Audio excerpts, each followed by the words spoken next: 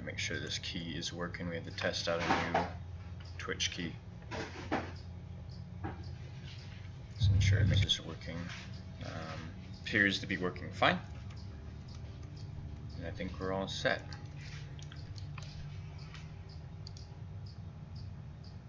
Alright.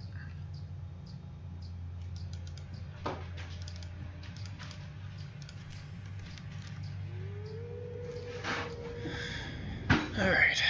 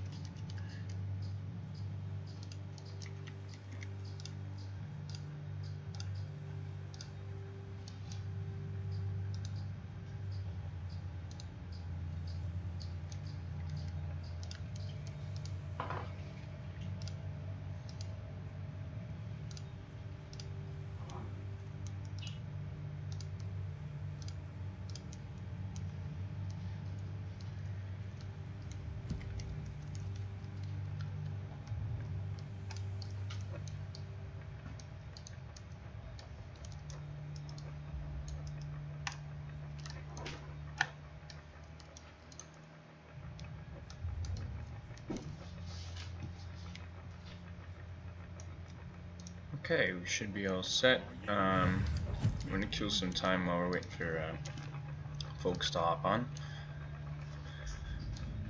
Yeah, nice, got heal tagged. Awesome. All right, let's map Grams and head down to DG. Hello, hello. How is everybody today?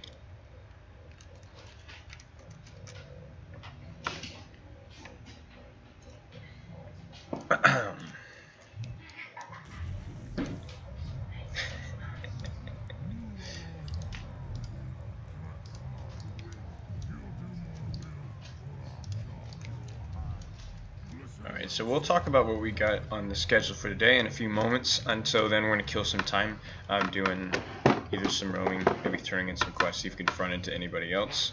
Welcome to the Warg Talks with Spilo. This is my, I believe, my 5th official stream for the Lord of the Rings online Twitch. We've got the typical YouTube feature. We're going to be featuring a YouTube channel. We've got a poll.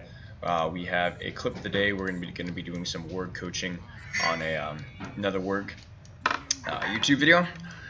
We might have some time for some beta, for some bull roar talking about some of the most recent bull roar stuff. And we have our Lord of the Rings trivia for 600 gold. And there's been a slight change to that trivia, but the gold giveaway is still there, and we'll talk more about that when we get there. So yeah, welcome, stick around. We've got some stuff going on today.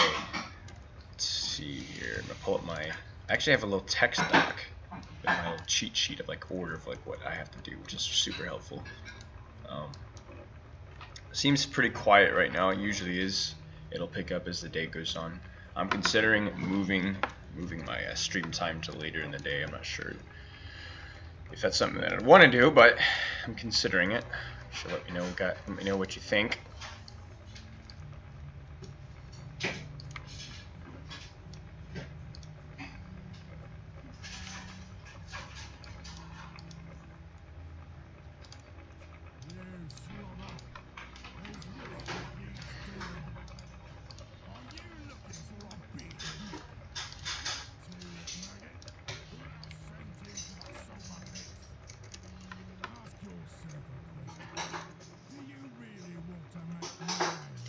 Alright, we're going to go turn in the last few bit of quests, and then we're going to get started on our schedule.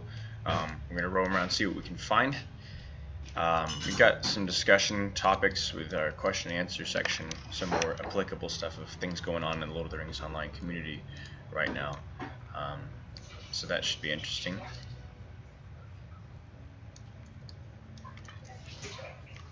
But yeah.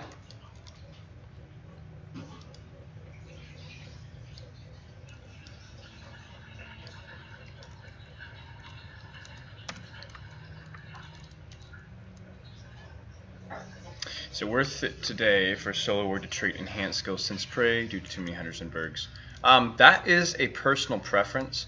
you have to look inside your class traits, because that's under where it goes, and you have to realize that you're going to be giving up one of those traits. So if you are finding yourself in a position to where you are feeling the need to track stealth targets a lot, and I think you mentioned hunters and bergs, because hunters can camouflage stationary, and bergs obviously are stealth classes, so you can't track them simply with your normal sense prey.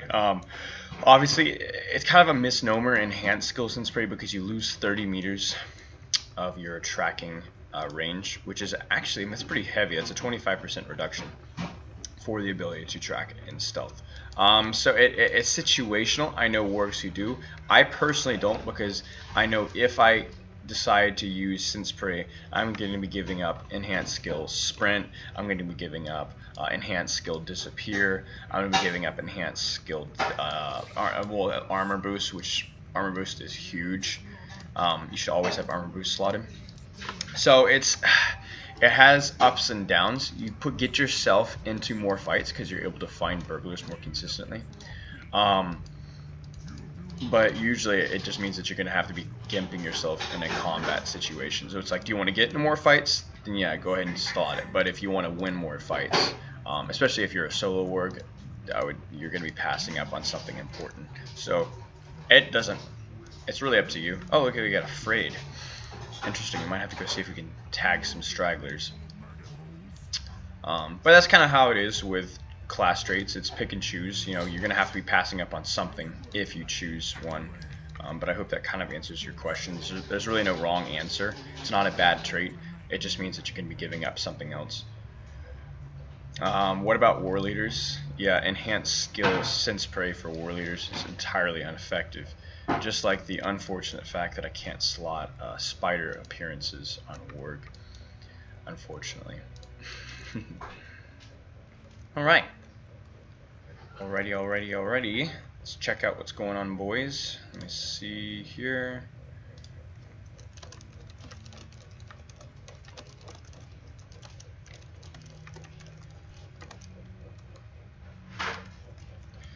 Alright.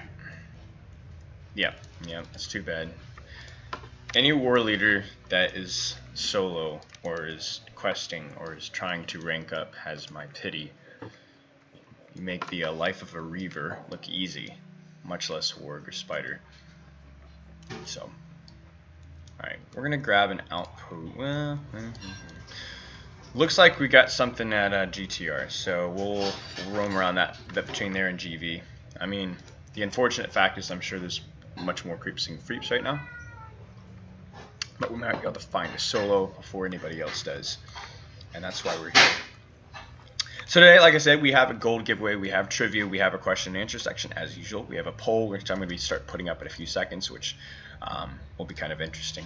We have the channel, we have a YouTube Warg coaching commentary which is going to be coming in about an hour, and that's all going to be good stuff, but that's not quite there. Where are we at?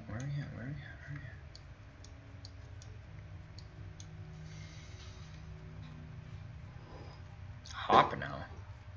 Huh. Let's track, and then nothing. So I'm gonna head GV, and then we'll try and spread out and find what's going on. So yeah, we have the pity of the low rank war leaders. Very, very sad. Very sad. It's always kind of been that way with creeps. Spiders and wargs usually have it pretty easy. Wargs didn't have it very easy until the buff to their bestial claws. That made it a lot easier. But for a while, I mean, even when you got Shadow Stance, it still wasn't super fast. But I remember when I first started playing, Reavers could crit for Impale on heavy armors, like Cappies, for like 15 to 20k, which at the time was like close to their whole morale pool. Crazy. Now Reavers are basically strong in 1v1s against most classes, but in groups aren't as functional outside of Dev Strike. And if Impale doesn't crit, it's just not worth using. So, alright, so it looks like we got some stuff going on. GV. Looks like we got a LM, we'll rank LM. We'll ride by GG. Map there actually. Oh, map's on cooldown. Too bad. And see what we can find. we'll go ahead and put that poll up about today. The poll for this week is highest ranked creep. What is your highest ranked creep? And we'll find out what everybody's maining or has mained in the past on Lord of the Rings. I'm going to go ahead and vote on my own poll. Zoom. And yeah.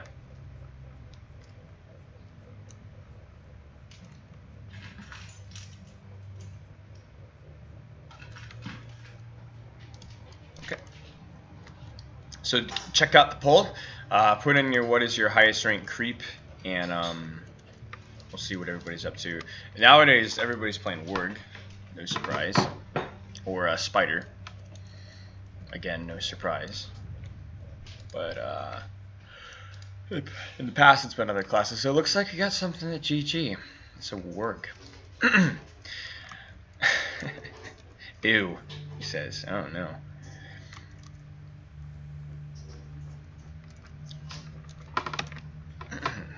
Alright, let's see if we can get some fights set up. One moment. One moment.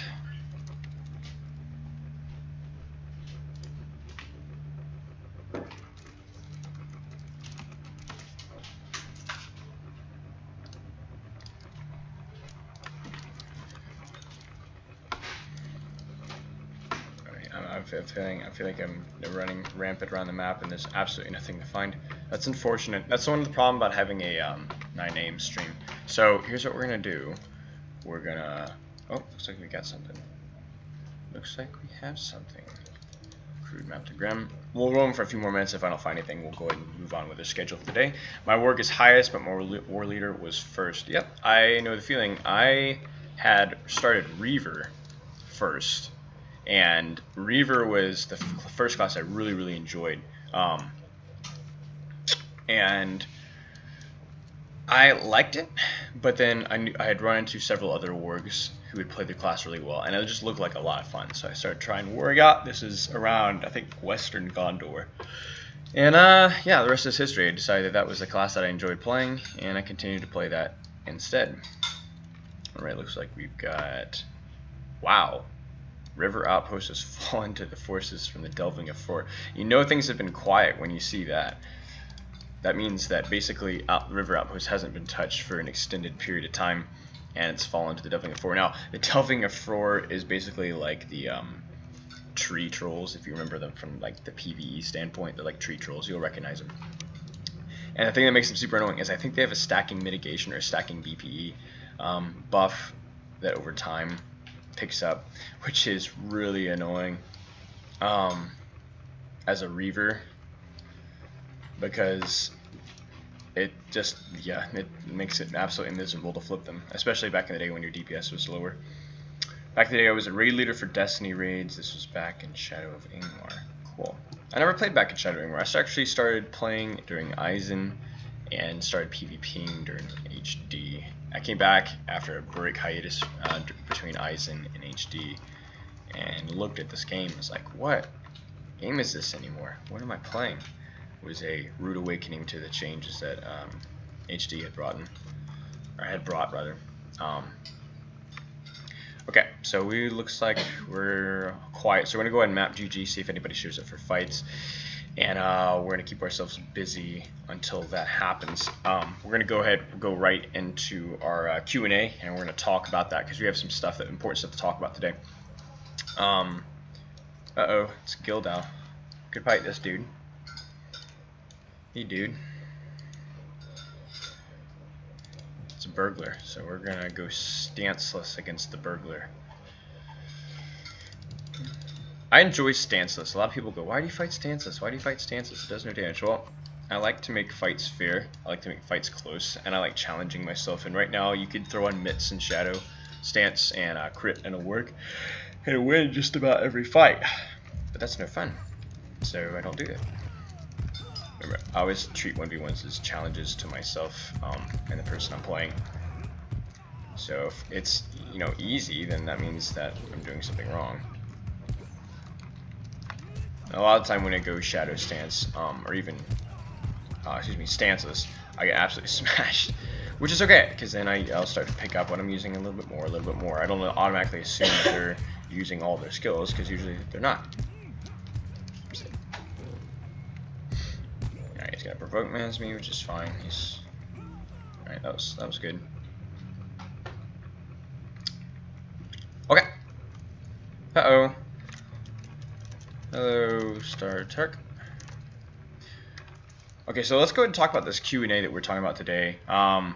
We've got 26 people watching. Hello, hello. Awesome. We'll pick up from there. So this week we're talking about future for Lord of the Rings online after Mordor, and I want everybody to be popping in because this is not just asking myself questions and then answering them.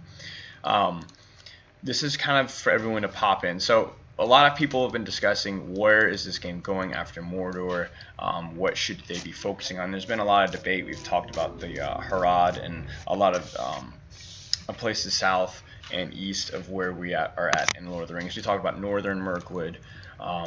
Obviously the scouring of the Shire is something that'll probably happen. I'm curious to see how that will happen. I'm not sure if they'll make an actual area or just a book experience, because obviously the Shire is like level 20. I'm not sure how much of a hand we'd have in playing it out. It will probably be instance based if it does happen. But long story short, I think the game's best benefit after it reaches Mordor is to have discussions about where it's going to go next and have plans to go first, but to first take the game and balance things out to address things like the lag, to address things like the grind and the overbloat of systems that is discouraging for people that are new to the game to join in on. For right now, you have people that will come into the game and they're, they want to play, but then they look and they go, oh my gosh, I have to do virtues and trait points and this and that and this and that to, just to be relevant. And that's really discouraging for new players. It should be a position where they're doing that with the, what was the gift of the, I don't know what the new one is, but basically auto levels you to Mordor, which is awesome. But it doesn't address things like trait points. Oh no, that's Shadow. Doesn't address things like trait points and things like that, which is, I think that's a big thing, and it doesn't address LIs. LIs have gotten to a really crazy point. So I think if they sit down and they take time to make systems like that either easier to master or they make them a less of a grind, I think that'll be something that will further the game's future, because this game has always had great, I guess you could call, potential. There's a lot of amazing things about Lord of the Rings Online. And we'll see how they do with that in the future. What do you guys think? What's the plan after Mordor? What's going to be happening after Mordor, do you guys think?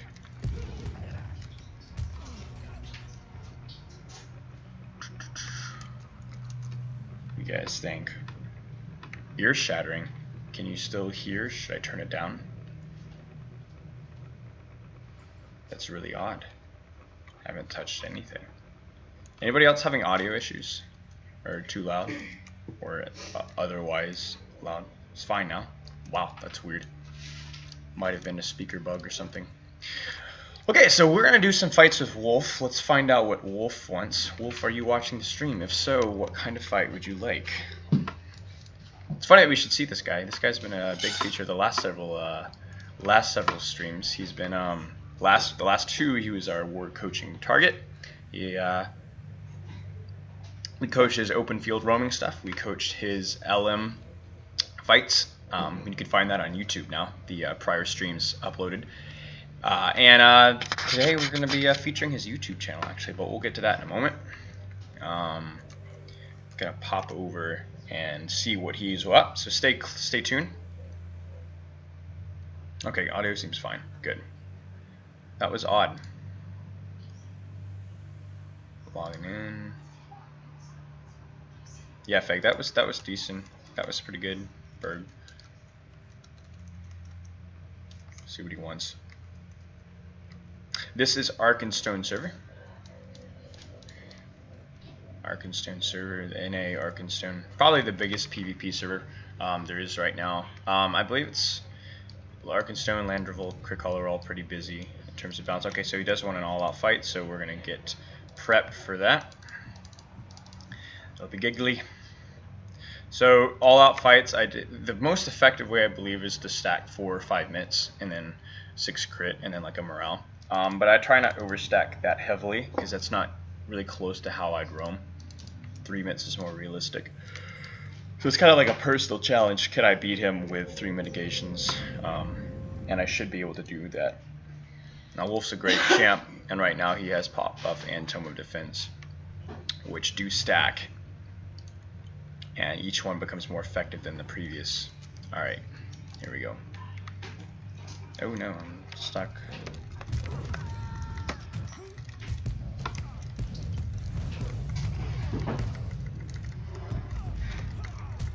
Alright, so we're gonna brand that. Should have anticipated that.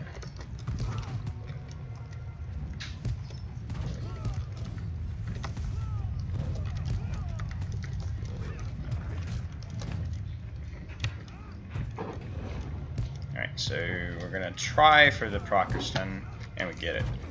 He's gonna stun pot out of it, just fine. Having some lag issues for sure there. Now, he's gonna have a reset up soon, so we're gonna go ahead and prevent that from coming in. If I can. Man, I'm rusty. Slow him down.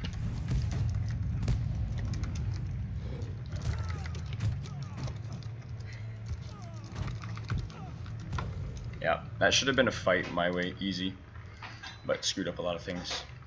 So let's talk a little bit about what I should have done better.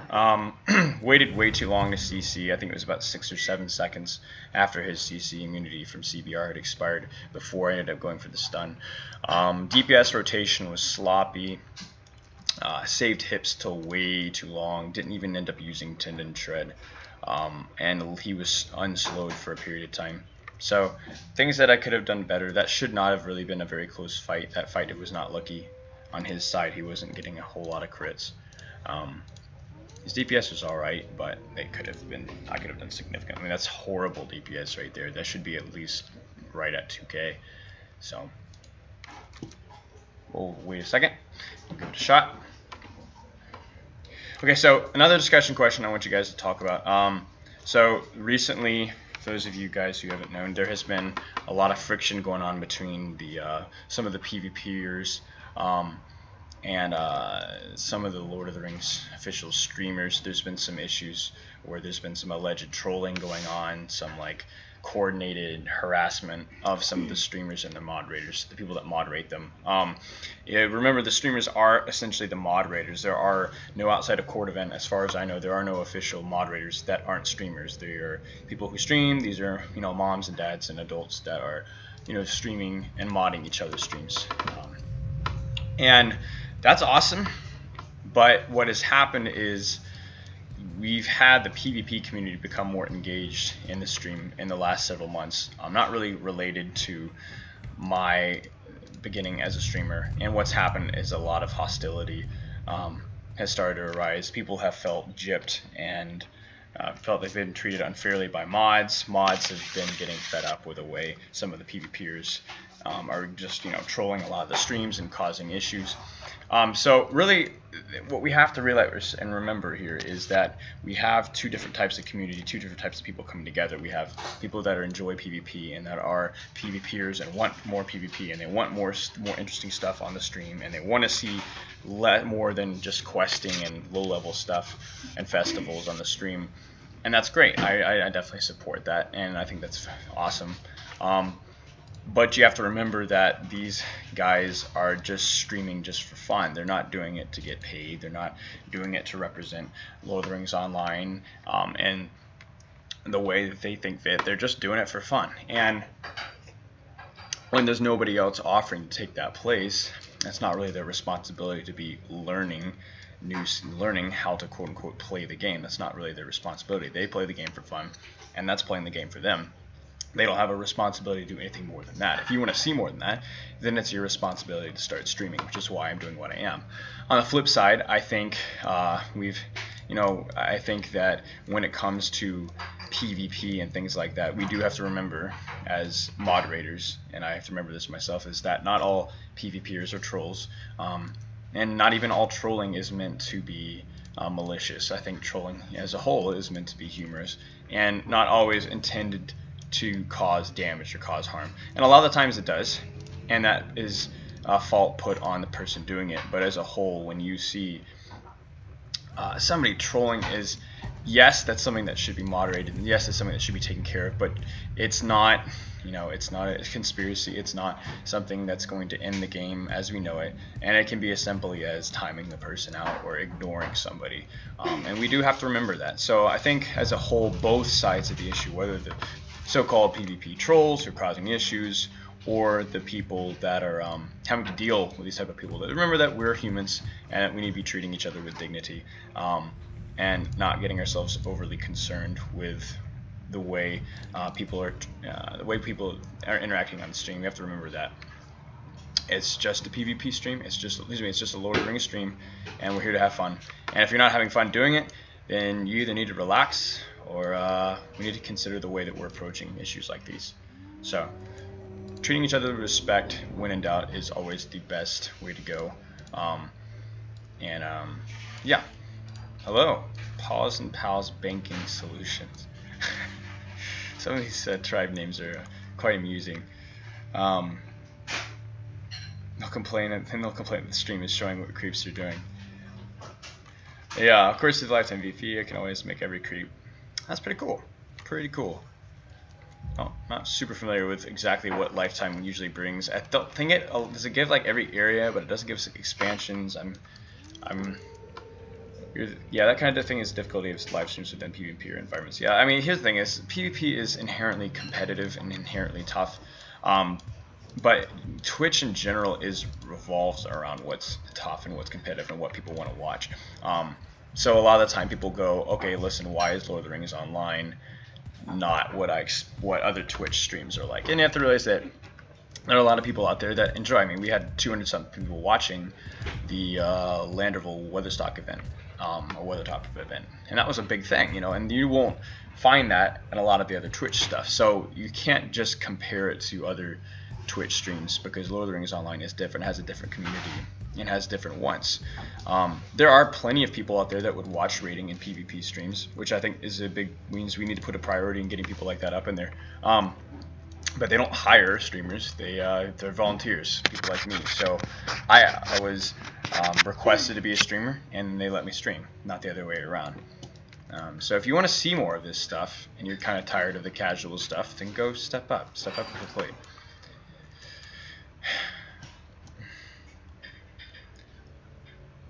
And a number of lottery points every month. That's cool.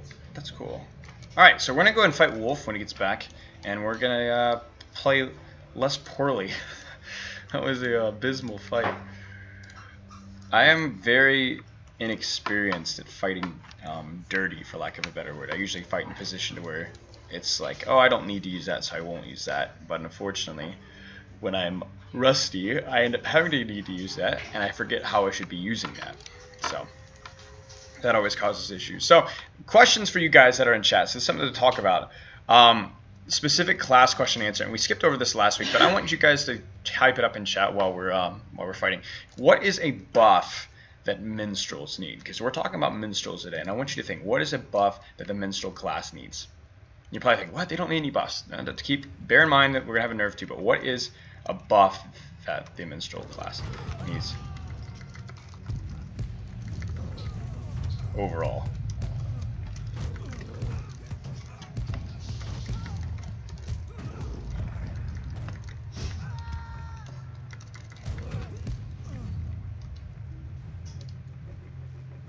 Alright, this is where we kite, CBR out.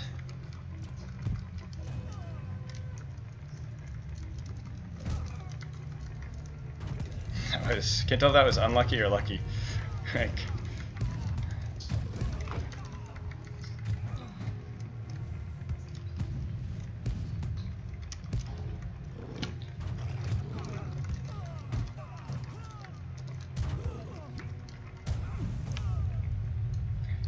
see, there you go. You fight dirty and you win the fight without even needing a pot. But that just comes down to probably a little bit of luck on my side and actually figuring out how to fight. So what is a buff, like I said, what is a buff that minstrel class needs? Question, if you don't mind asking me. 6 Physmic still worth against agility classes? It depends on the class. Berg probably would be better.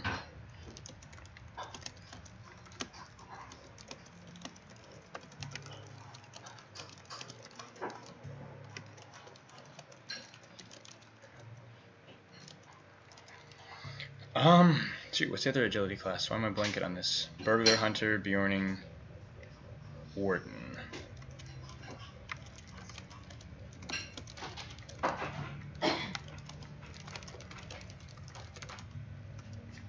Yeah, Bjornings. Okay, so buff that Minstrel class needs. Rocky Mountain with simultaneous knockout. Yeah, that's right. That's true. Most Lord of the Rings players are casual players. So I don't play a lot of Minstrel, but my question always with Minstrel has been, why is the classes? I feel like the classes rotation is very, very crit reliant. I think the Harsh Echoes is a little bit of a kind of smooths things out across the board because it is unmitigated damage that takes, but it's such a minor thing that the class is like.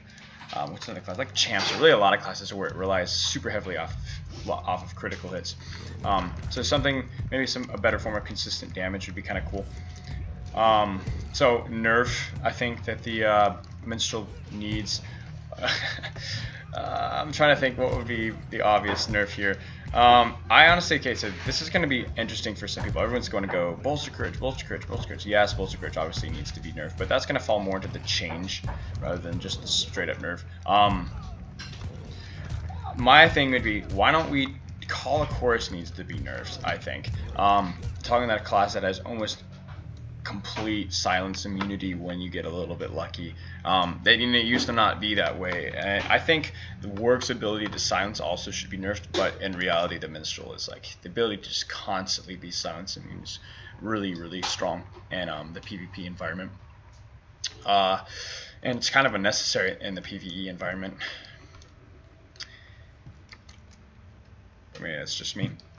Okay, we'll fight Wolf again. Once he has cooldowns back up, or unless he wants to, he might be fighting unlikely. Okay. Let's see what we got here.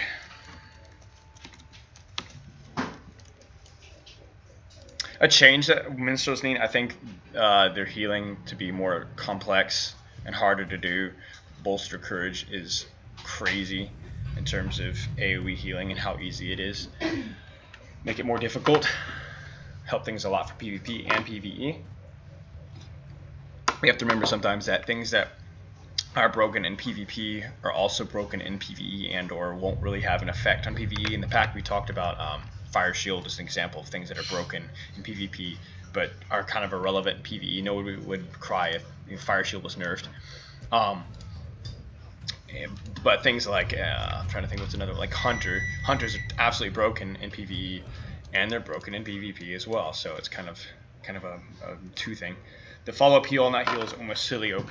Okay, that's fair. I'm not a huge mini player, so I'll take your word for it. Kind of falls in line with what we're saying for sure. But yeah, all right. So we're gonna go ahead and post that poll up one more time. We've got a poll for what is your highest ranked creep, so we can find out what's everybody's maining these days. For those of you that just joined us, we have a Lord of the Rings Giveaway 600 gold giveaway with a minor change. We're going to talk about that. We have a clip of the day, which we're going to be doing some Warg coaching on group play. So if you're a Warg who enjoys, small grouping, raiding, fellowship grouping, that sort of a thing, check it out. We're going to be coaching a person who's going to be doing primarily small group stuff. And then we're going to be doing featuring a channel of the day. Might have some time to hop over and bull roar, but yeah, check it out. Reintroduce power management as a Minstrel. Agreed. It's almost impossible to drain a Minstrel. Outside the fact that Toxin is wildly broken on a Spider. Almost everything is crit based. Yeah, that is true. Since it's a fellowship wide, it's made raid heals so much easier. Yep, for sure. Absolutely for sure. I think Runekeeper heals are kind of irrelevant. I see a lot of people have very successful Runekeeper heals as like an off healer, although they're limited targets but with RK it's like all you have to do is attack 2 targets and something's gonna die. Minstrel, it doesn't matter. You can attack the entire fellowship and the Minstrel will continue to be able to heal. Only way to take down a Minstrel is to really time your CC well. Excuse me. Alright, Wolf. Cooldown's up whenever he regenerates, maybe. I might try a glass build. That might be fun. Beta is absolutely nuts right now creeps are getting massacred as we speak. So we might have to go check that out and have a little giggle at that. If I want to play healer, I only play an RK for it. It's just what I'm good at. Yeah, I mean, ultimately, you're going to be better at Runekeeper, even if it's not as good of a healer as Minstrel. If you're good at Runekeeper, that's going to offset any inherent handicaps that class may have as a healer. It's better to play a class that you're good at than... oh, he's anticipating me not even turn. See, that, folks, is strategy. See, and before he's been turning and the stun into me. Now he's not even doing that because he knows that I'm going to try and pivot around. So that's called, that's like high level anticipation there.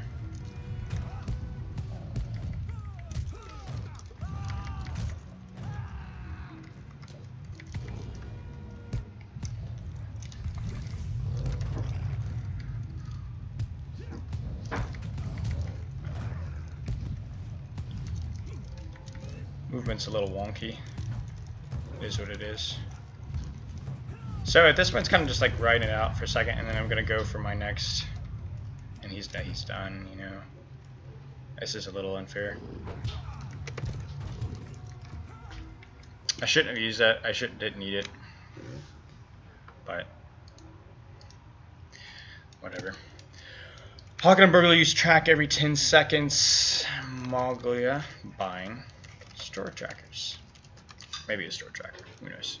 Wouldn't that be awful if Mogula played a Burglar? For those of you who know who I'm talking about, it's a player who spends a lot of money on the game every single day, or has some way of accessing Lord of the Rings points in a devious manner, and continues to buy buffs, store trackers in every tune that he buys, or plays rather. That in my arcade is way higher. Oh yeah, that'll do it. Can't really heal level 100 stuff if your Minstrel's level 52. Also, Minstrel, holy smokes, that class at low levels is nuts. It's like almost as crazy as Hunter. Hunter now, oh my goodness. I pulled out my old level 32 Hunter to go check out weather stock on Landrevel, which was yesterday. And I'm running up there and just like, you know, penetration shot on whatever mobs I was just kind of running into. And it was like the mobs are my level. And a non-crit, so it was one-shotting everything. Just every single mob. It was absolutely insane. I remember when it was hard to quest with hunters. Now it's just crazy easy. Yeah. He actually plays Berg, Junglia. Are you for real? I thought it was a joke. Oh no. No. We can't have that. Oh my goodness. Okay, so we're getting close to the hour mark. The difference in the Lord of the Rings trivia, we're going to keep the 600 gold giveaway. We have, I believe, 15,000 gold stockpiled from donations. So you guys have done an amazing job donating for that Lord of the Rings gold giveaway. I mean, you do the math, that's going to be essentially enough gold for quite a long time, almost about half a year of Lord of the Rings giveaway.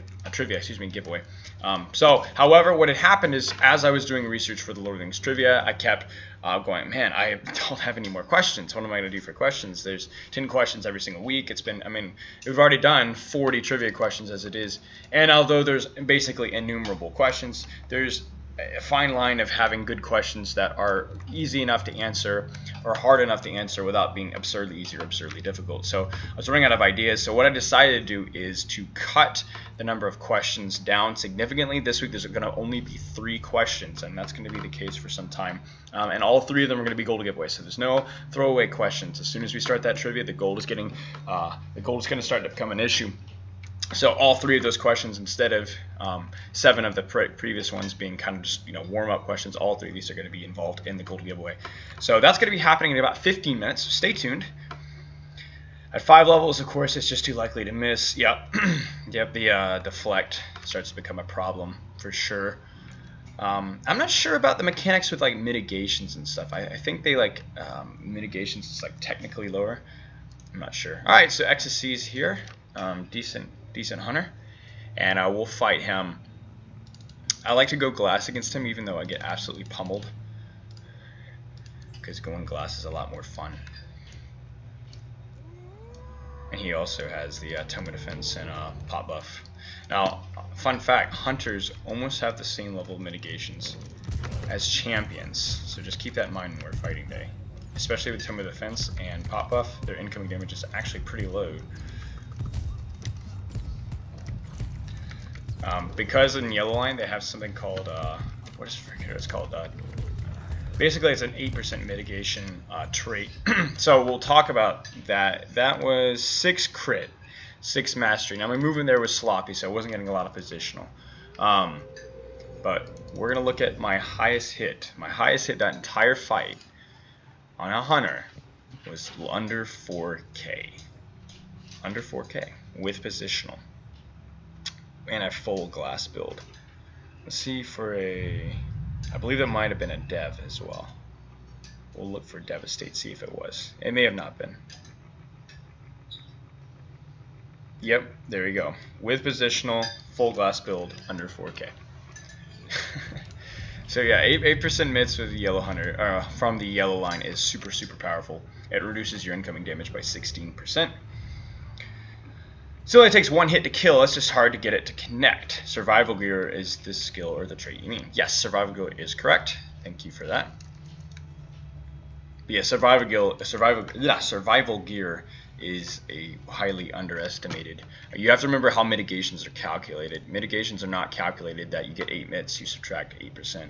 You remember that mitigations are calculated reverse subtractively. In other words, if I have 0% mitigation, a skill that does 100 damage is going to do 100 damage on me because I have no mitigation. If I have 20% mitigation, it's going to do 100 minus 20, 80. If I have 40%, it's going to do 60. So going from 100 mid cap, which is not a sneeze, but which is 50, going from 50 to 58 reduces a skill that does 100 damage from 50 to 42. That's a reduction of 8, right? And 8 out of 50 is 16%, which means it reduces all incoming damage by 16%. So you also have to remember that the higher your mitigations get, the more they reduce. So going from 20 to 25 mitigations is not as significant as going from 35 to 40. All right, fun fact for the day.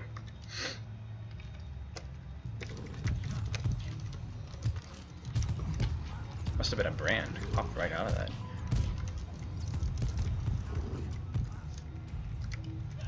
Yikes. No.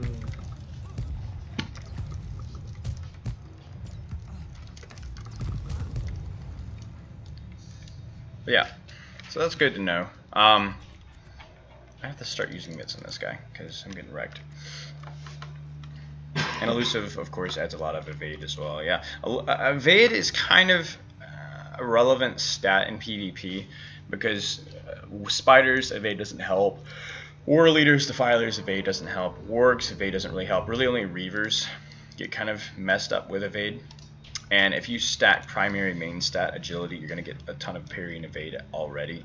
So usually you don't see parry, evade, primary stats as much as you used to. Okay, so we're getting close to the gold giveaway. 10 more minutes, folks. Hold on. 600 gold at stake.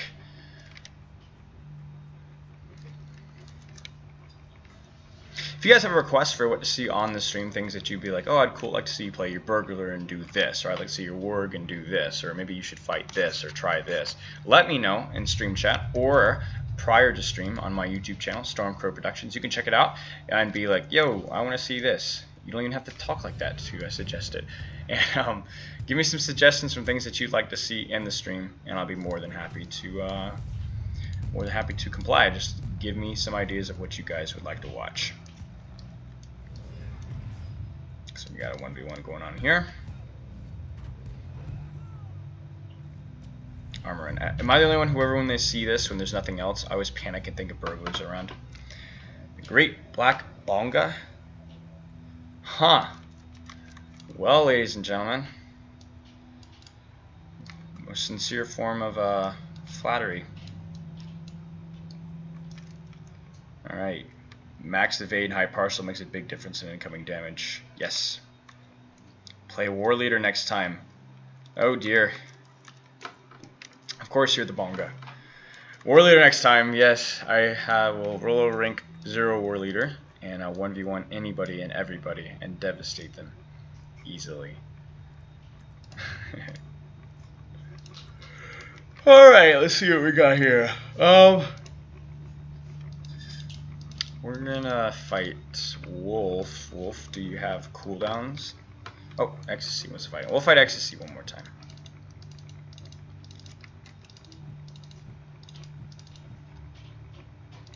And this is gonna be extra fun because I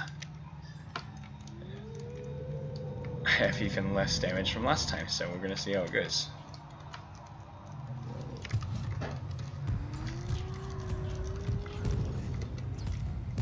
Oops, what's going on here? What's going on? Whoa, what the heck? That was weird. I hit slow, and then it didn't go off, then nothing go off, then all of a sudden Fleas goes off. I didn't even hit Fleas. I didn't even hit shift. Don't release, I got you. Oh, he knows I'm gonna die. The vote of confidence, ladies and gentlemen. Oh no.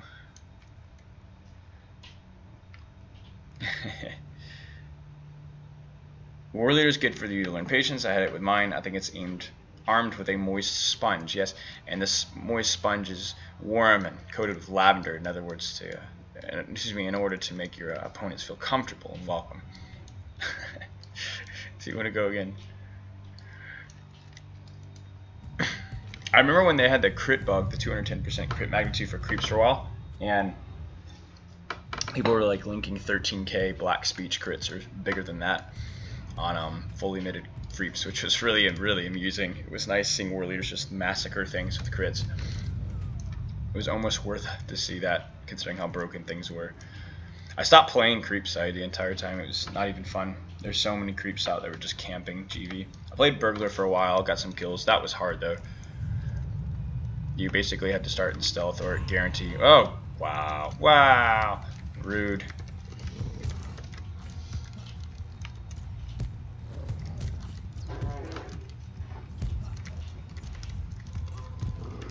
You basically had to start in stealth or guarantee getting smashed. That was pretty funny. Oh, they could still hit stuff really hard. Uh-oh. That's not good, since the creature's nearby hidden from your sight. Yeah, the funny thing with wargs and hunters is you really, as a warg, you really just have to just start using, as a warg, excuse me, you have to use your CC, but I don't want to use CC. So, hunter straight up DPS is superior to warg straight up DPS. I two-shot a Freep once. Wow. Impressive. I'm trying to think, what would that be? That would have been Black Speed. I guess probably 2 shouts. Those are your highest damaging skills, I believe.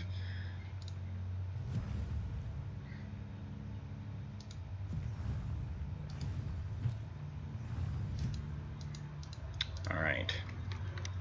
5 minutes to gold giveaway, ladies and gentlemen. Hang in there. Alright, Wolf. Fight me, mate. Oh, he's challenging me. He wants to go. Alright, dude. You know what I'm gonna do is we're gonna go glassish. More glass than last time anyway.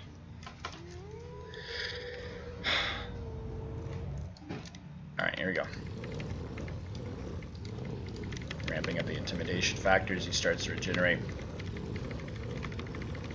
By the way, to those who don't know how to do this, march, have it keybound, and then escape. Escape cancels the whatever. So you go march, escape, march, escape, march, escape, march, escape. So just spam this back and forth. And then you can click, excuse me, both buttons on your mouse to just auto run lock. And then do this. Although I admit this is not near as hilarious as Rank 0 Reavers doing it. It's absolutely hilarious.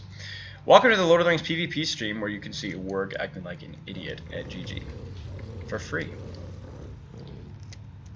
It's not amazing, ladies and gentlemen. Alright, we're gonna get started.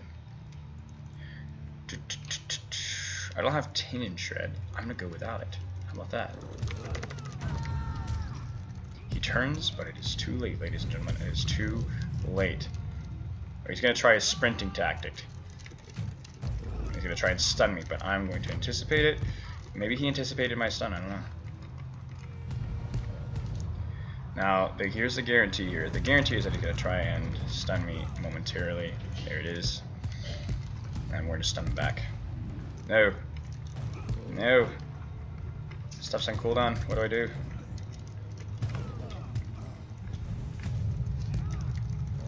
Oh, jeez, there's nothing worse than cutting eye gouge with nothing. Oh, there's a reset. Alright. Folks, my glassish build test has been a failure. There's the brand.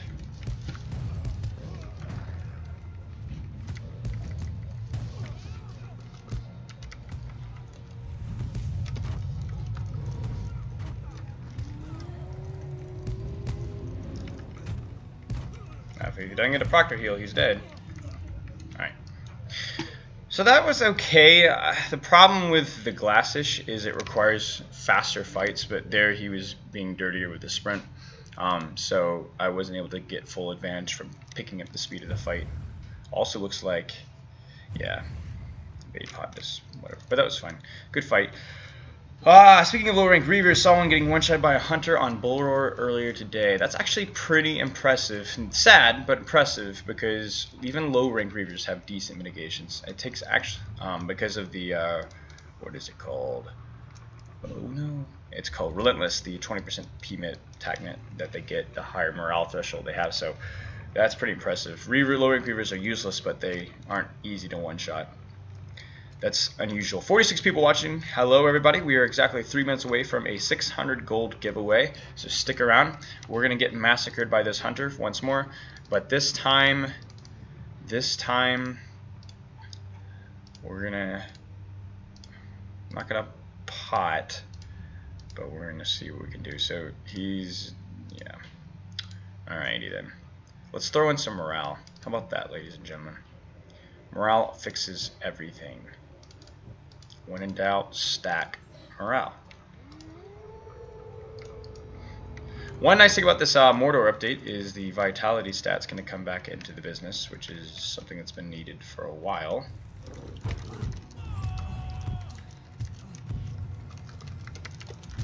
This stat has been nigh useless for some time, and the fact that it's going to be resuming a position of somewhat usefulness is good news, because the fact that you can actually regenerate morale without having to heal is going to be something that everybody's going to be excited about. No, no, no, no, no, no, no, no. Ladies and gentlemen, that was close.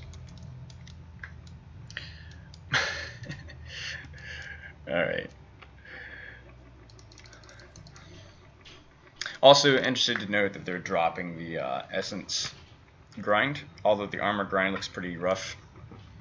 I hope to see them buff up or reduce the number of stuff it takes to get to mitigation cap. And right now, creeps have abysmal base mitigation, which is making Bullroar right now an absolute slaughterhouse. Wait, I'm trait swapping anywhere on map in Mordor? Wait, trait swapping anywhere on map? Not sure I understand the question. Hello, Josiah. How are you today, sir? About 2 minutes away from gold giveaway, ladies and gentlemen. It's gonna be fun.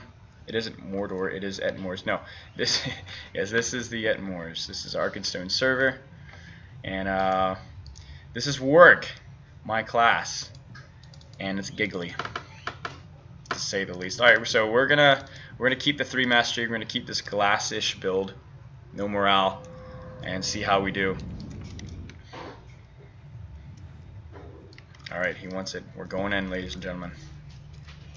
Cooldown timer not expired. Oh, he anticipated my stun. And now he's going to, oh dude, I do not have a brand. This is not good.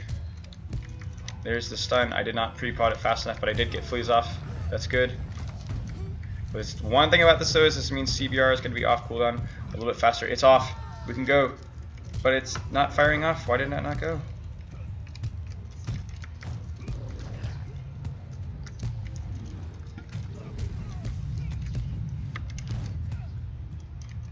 Alright, ladies and gentlemen, we have this. We can do this. It's not going to be easy. Fortune favors the bold. There's the stun. That was clutch.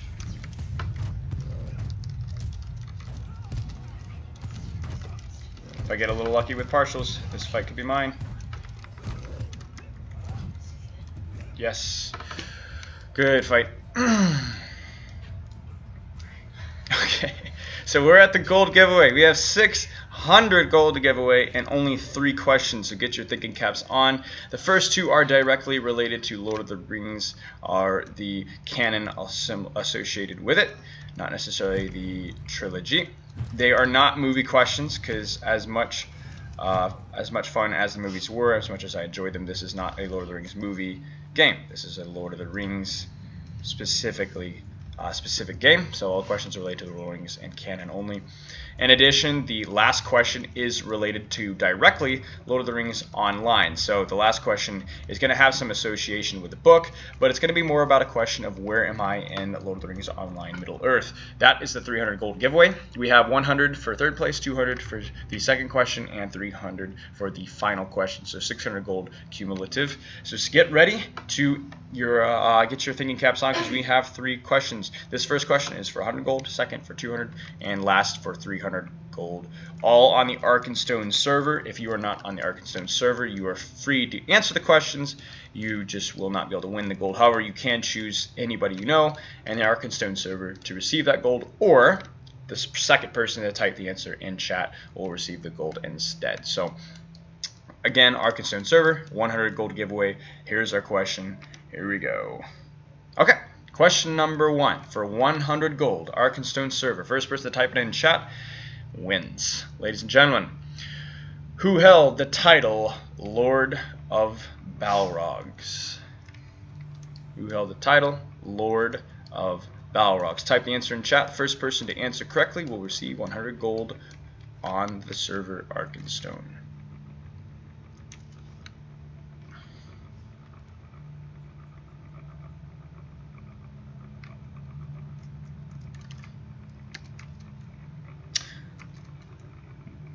Not correct. Gothmog is correct. Congratulations, Mega Players 232. If you have a tune on the Arkenstone server, what is that tune, sir? Congratulations.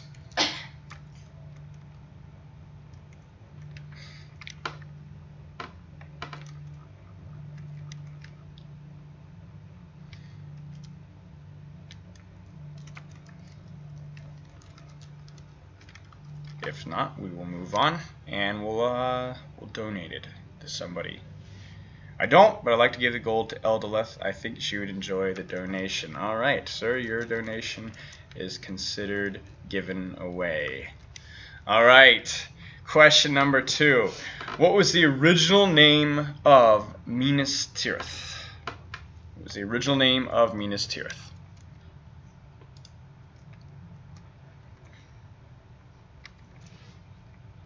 For 200 gold.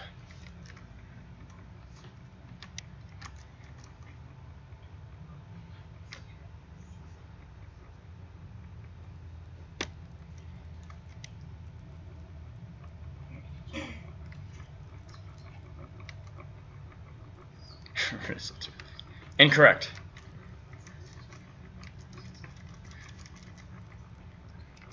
For 200 gold on the Arkenstone server, what was the original name of Minas Tirith? Minas... Ooh. Close. Close, Adurb. Close, Adurb. Not quite.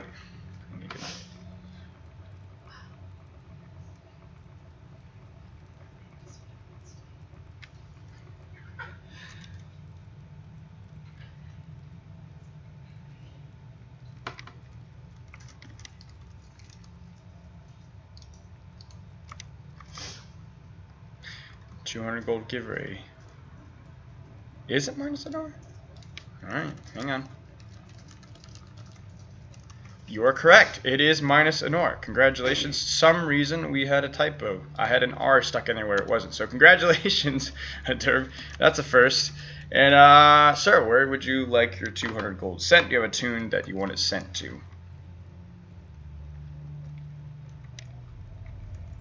And my apologies for that. That was a typo on the Lord of the Rings trivia.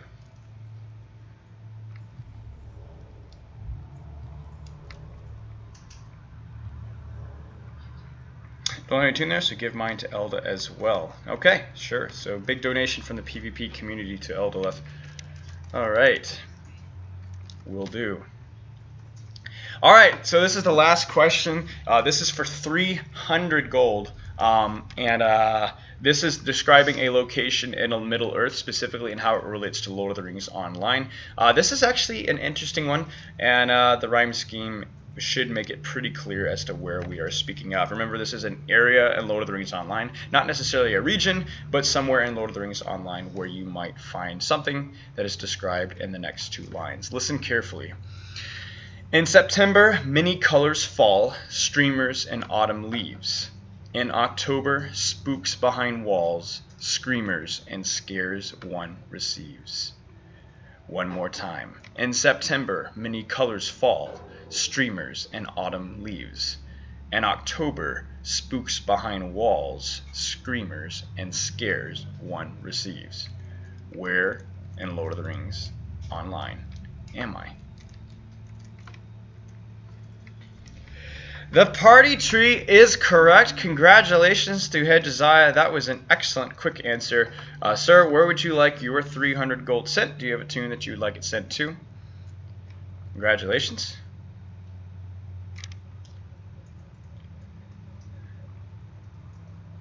Well done. Congratulations to everybody.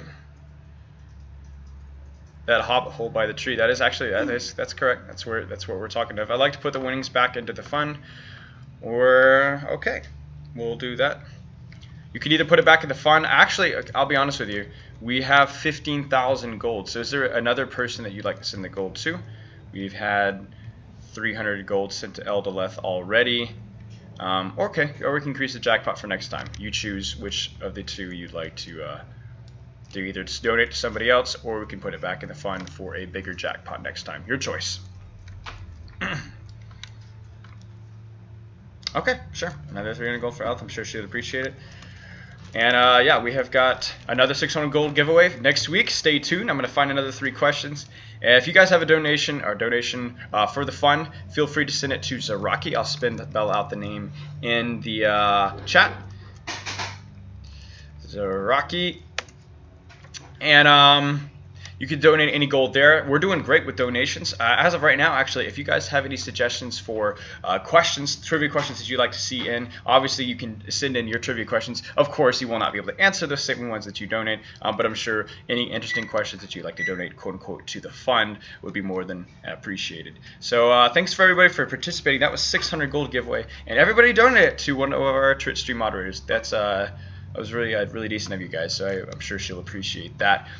Okay, so we are at the Lord of the Rings Online Warg tip of the day. So we're going to talk about something very, very quickly in terms of you Warg players out there before we get into our featured YouTube channel. Now, our Warg tip of the day is what rotation priority should be. Now, back in the day, before Bestial Claws was buffed, before Sudden Maul was buffed, and before Swipe has kind of got a minor buff, but whatever. Mostly these 2 skills, and especially our crit magnitude, rotation was a lot more important with Warg. Bestial Claws always was the primary damaging skill. But what was important is the chaining of 3 skills together was critically important, besides just using Sudden Maul. What that means is what used to be the standard rotation was Bestial Claws, Eye Gouge, Rend. Bestial Claws, Maul, Eye Gouge, Claws, Swipe, Bestial Claws, Eye Gouge, Rend. So Rend used to be a big part of the bread and butter rotation. Crit magnitude wasn't as big, so if it didn't crit, it wasn't as big of a deal. In addition, Bestial Claws and Sudden Maul weren't such a huge percentage of the Warg damage rotation. So when you're prioritizing your skills on your rotation, you need to not just look about what kind of works for you, but you need to actually run the numbers. Look at your skills. Look how much damage they do. Go run it on a training dummy and test things out. Because when you run a Warg rotation, 90% of the time there is going to be a best skill to use. There's not going to be a lot of confusion about, okay, what skill should I be using? Yes, what skill's off cooldown and which one does the most damage? Does it require the use of Eye Gouge? Does it not? That's the kind of priority that you need to be putting on the skills that you use. It takes a little bit of time to figure that whole thing out, but once you start putting time into thinking what skill you should use, you will improve as a Warg. Now, I will give a disclaimer about that. Warg overall does not reward a lot of thought put into rotation, but you will notice improvements in your gameplay, even though they are small. If that's what you're interested in Warg, then I definitely recommend that you give it a shot. Look at the skills, find out which ones that you're going to be off cooldown, and start practicing. Best place to practice is GG. Find somebody to do nerf spars with, slop on some crit, and go out there. Oh boy, this person is really going at it. I'm stanceless. I don't think I can. Oh no! Everything. My goodness. Okay. Well, ladies and gentlemen, I'm about to get massacred. This champ is using everything, and I am stanceless and not ceasing. We'll see. Oh my goodness. Alrighty then. Oh. I saw that fag.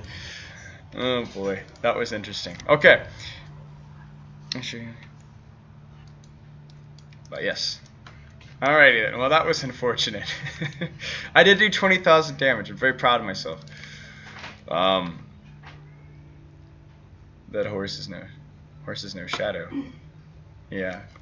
Yeah, that happens sometimes. Sometimes you'll fight people that they fight with everything they've got.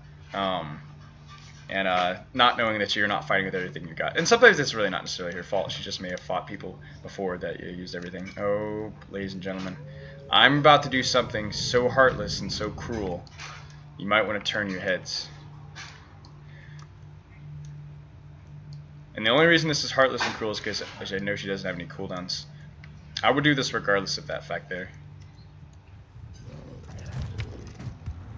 Can she even break stun? She can't. Okay, so she should be okay. Oh no, there's another word here. Okay, that's unfortunate. Can she even heal? Come on, come on, come on, come on, come on, come on, come on. See, ladies and gentlemen, I may be heartless, but yes, thank you. Thank you. Get him. Get him. How did this turn into this? Oh my goodness. Oh, he's back. Oh, he's dead. Oh, goodness. Is she coming after me? Nah, don't come after me. She's going to come after me. Alrighty then. Oh, dear. Goodbye. So at least she got some points out of it. So that really matters. Alrighty then. Bro, he full barred you and he did the laugh emote. I'm pretty sure he did it to because he or she did it to ecstasy stealing the KP. I don't think he was laughing at me. Oh my. Poor champion. At least he got some points out of it. Yeah, I know. See, that's what happens. Is he ran out 2v1. I don't like 2v1s. I'll let them clean up that other mess. I was stream sniping, and the best of stream sniping right there, ladies and gentlemen. All right, so really quick, let's take a pause and talk about our channel today. As you notice, so you guys have been seeing a lot of Wolfter. We had a clip of him fighting that we used last week and the week before for coaching. We had an interview with him 2 weeks ago about raiding kinships and raiding in general. And this week we're going to be featuring his YouTube channel. This is Wolfter's YouTube channel, Lord of the Rings Wolfter YouTube, and you will find it. He's got a lot of stuff, and it's only recently started. He started off with some decent Filical, that's known as a turtle raid from Moria DPS links. It has some nice hits with that. But he's also released a really popular champion PvP video that I personally really enjoyed. Of him just roaming around solo and killing PvP. Now, there's nothing more amusing for me to watch than solo PvP videos, and he does a really good job with it. Fighting a lot of wargs, a lot of spiders, a lot of tough classes to take down. Really enjoyable video if you play champion. More Filical DPS bars, including a 32.7k DPS, a bird clip, and a really enjoyable warg video that we actually coached a little while back. So if you're a champ, if you play warg, if you want to improve your champ gameplay, this guy's definitely a guy to check out. And he's been updating it pretty consistently. In fact, I have it on anonymous sources that he's working on releasing another PvP video pretty soon. So even if you're more of a PvE guy, you don't do a lot of PvP, check out his DPS parses. They're really high. It may help you out a little bit with your champ rotation. And like I said, really nice guy, and definitely somebody we want to highlight this week. So yeah, that's our channel of the week, and we're back, ladies and gentlemen. Oh, Lagor. Well, sorry, Lagor. We are up to our coaching. So, ladies and gentlemen, if you play Warg, if you are a Warg that runs solo, if you're a Warg that does small grouping, raiding, or fellowship stuff, stick around. I really enjoyed, not even liked. Okay, so we're going to talk about that. YouTube unlikes videos. It's happened as of the last few weeks with me. In fact, the video that we're just about to coach, I liked it. I came back a day later, and the like was gone. And this has happened on multiple videos to where I liked it, and I have to like it multiple times for it to stick. And just to show you what's going on, yeah, see, look at it. It says like, but it didn't earlier. And it was the same number too. It was 35. I'm telling you, YouTube has it out for me. It even unsubscribed me from some people as well. So I don't know what's going on with YouTube. Not emojis, Sir Ulf, better. See, that emoji's good. Okay, so let's talk about our work coaching. So I'm not sure if you guys know of a guy named Giliador from the the Lord of the Rings forums. He's been around off and on for years now, and only recently made a comeback. He recently uploaded a video where he had some small grouping stuff over on Evernight. And he didn't ask for coaching, but I asked him, and he said sure. I mean, he basically stated, listen, I already know the mistakes I'm making. In fact, the title of the video, it basically says as much, as you can see here. You're free to critique my gameplay in the comments below. I can spot the majority of mistakes myself. That said, a lot of people enjoying pointing out mistakes, so enjoy your slaves. That's irony right there, ladies and gentlemen. Irony. Or coincidence, I'm not sure. One or the other. Maybe a little bit of both.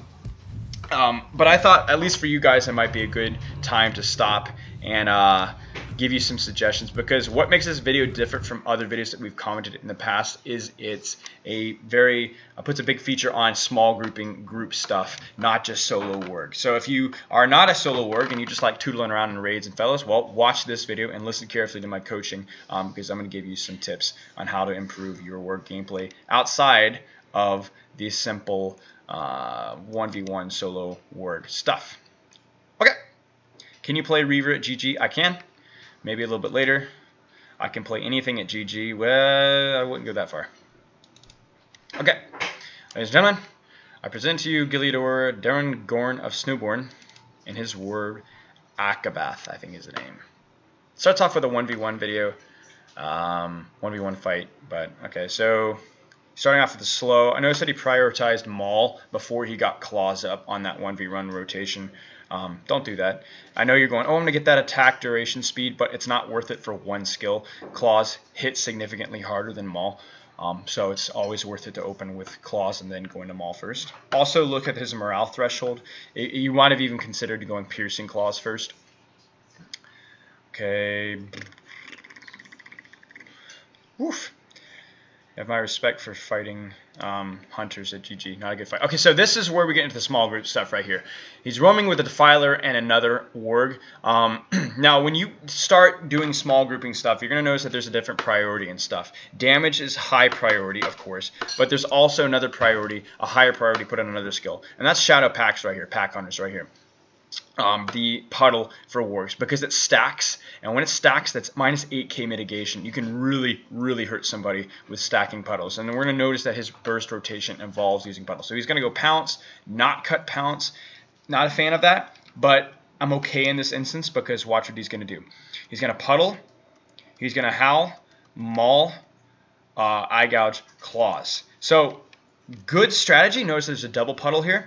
Would have been better if he'd gone Shadow Pack, eye gouge, claws, howl, maul.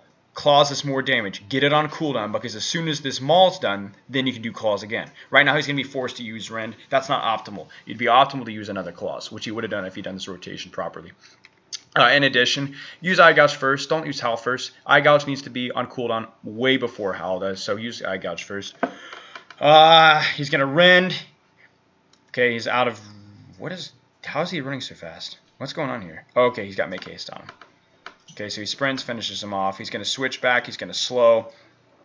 He's going to silence. Silence gets resisted. Looks like somebody used Tendon Shred. Piercing Claws. Okay, this is good. Solid stuff. Okay, there's the res. He's going to DPS rotation beginning. He missed the claws, but that's fine. We knew what he was supposed to do there. Okay, so looks like he's trying to find target. Okay, slow. Good, slow. Just going to keep DPSing rotation. Not a lot to be said here. So when you're healing Cappy, go ahead and get on him.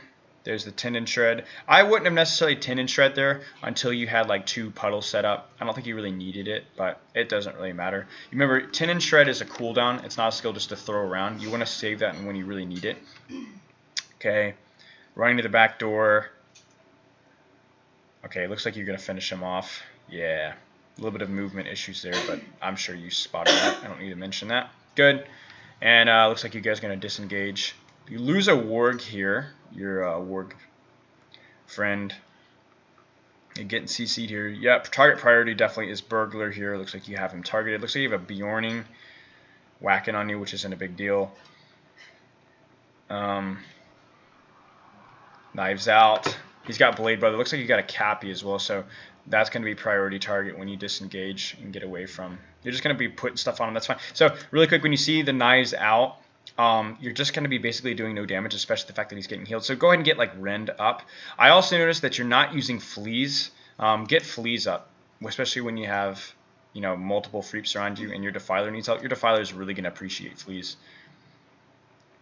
Okay, that needs to be your priority target, Red Cappy. Alright, so we're kiting off. Looks like he just burned Oath Breakers. Okay, looks like you're going for the Cappy, which is good. Slowing him. Burglar. Yeah, that's fine. Again, right now, look how many Freeps are on you. 1, 2, 3, 4, I think. 4 Freeps. Should be flea bitten right here. 25% attack duration. Doesn't look like these Freeps are going to be removing it. That's huge. That's going to be really helping your Defiler out. So in this situation, really, Warg is no different from any other class or any other situation when we're with this many folks around. You should be just keeping up your DPS rotation. Your sprint's about to expire. You need to apply slow. You do apply slow. Okay. I think you're just kind of biding time. Okay, your other Warg friend's here. Go ahead and finish off that Berg, and then that Champ needs to die, or that Cappy needs to die. Okay, you're going to kite it off. That's fine. Okay, so right now, look how low your Defiler is, and you still not use Fleas. Gotta use Fleas. Help him out. 2 Wargs. Yeah, that guy's done, unless he's going to hips out. He's going to flop. Nope, that wasn't a flop. All right, so get that... I would still be pressuring the Cappy here. I mean, he's really their only source of healing, and he's really hurting your Filer here. Your Defiler's doing a really good job, though. Looks like he's good with his spheres. I'm surprised he's staying up. Okay, so you're again burn out. Burglar's not bad priority. Burglar or Cappy would be, either one would be fine here, but looks like you're kind of stabilizing. Continue. I say there's Fleas, but that wasn't you. That was your friend. So with this many Freeps around, I would consider even popping a Puddle, because remember Puddle's AoE. So if you double Puddled right now, this Puddle Eye Gouge, whatever, you would be massacring, especially because your Defiler is dictating where the fight's going, because they're all chasing him. Melee train going on right now. If you both Puddle right here and Eye Gouge, whatever, and the Defiler just sits in your puddles, yeah, he's going to get smashed, but they're going to be taking so much more damage. Definitely worth doing with this many Freeps around, and with you basically dictating where the fight's going. Okay, we're going to burn down the Warden. Again, like, I understand your priority here. Your Warden looks like it's a primary source of damage right now, but Cappy is basically buffing his damage to high heaven, and the Cappy is going to be a lot easier to take down. At this point, you know you're not going to be able to finish off kill all these folks. You guys are just basically trying to get one more kill. So go for the Cappy first. That's a guaranteed kill, essentially. But the problem with going with a Warden is not only does he have Cappy heals, he also has his own, numerous self-heals himself. Yeah, okay. I respect that. Like, you sticking in the fight and you going for that extra kill. It looks like you got corpse jump there. Somebody was salty. All right. Also nice kin name, Auto Hotkey. That's amusing. Okay, so your Defiler's baiting folks, hopping off. That's fun. All right. Get the Hunter. Alright, so it looks like you're going to burst this guy. We're going to slow this down. Pounce, no cut on Pounce. Cut Pounce always, because Pounce, as soon as you hit Pounce, not when the animation ends, but as soon as you hit Pounce, the stun begins. So the fact that you're letting Pounce just kind of finish before you do your burst rotation means you're losing 0.3, 0.4 seconds of burst time. It's not optimal. Howl. No, you're not going to do Howl yet. Claws, Howl, Rend is my imagination. Yes, and then Claws again. And scratch and snip. No, piercing claws. Okay, that's a decent rotation. You just need to work on cutting Pounce. Always cut Pounce. The only time you wouldn't cut Pounce is if you're in a position where you don't get positional with that initial Eye Gouge. Okay, so it looks like you've got, this is, obviously hindsight here, but it looks like you got a Fire Arcade, Heals Arcade, Minstrel. I'm not sure what this Arcade is doing. Is this Lightning Arcade? Yeah, it looks like a Lightning Arcade. Yeah, at this point, okay, I mean, I would have, right now, I don't know if you know this already, but I would have checked out the minstrel's morale. If the minstrel has low morale, just nuke the minstrel first rather than focusing on this. But this isn't a bad idea. You got to remember that with a spider in your group, you can CC the minstrel quite easily and then kill the RK in that stun duration. And I'm sure that's what you did. You did a very good job of that there. Okay, yeah, pressure the burglar, force him to, yeah, okay, that's great. Okay, Hunter's back up. You're going to go ahead for ignore the minstrel because this guy's so low morale. Simply, you'll be able to kill him in a daze. Yeah, Ren's a little slow getting up there. That's fine. We're just pumping out damage. You also might want to consider slowing because your quick shot slowed. Oh, you were. Maybe not.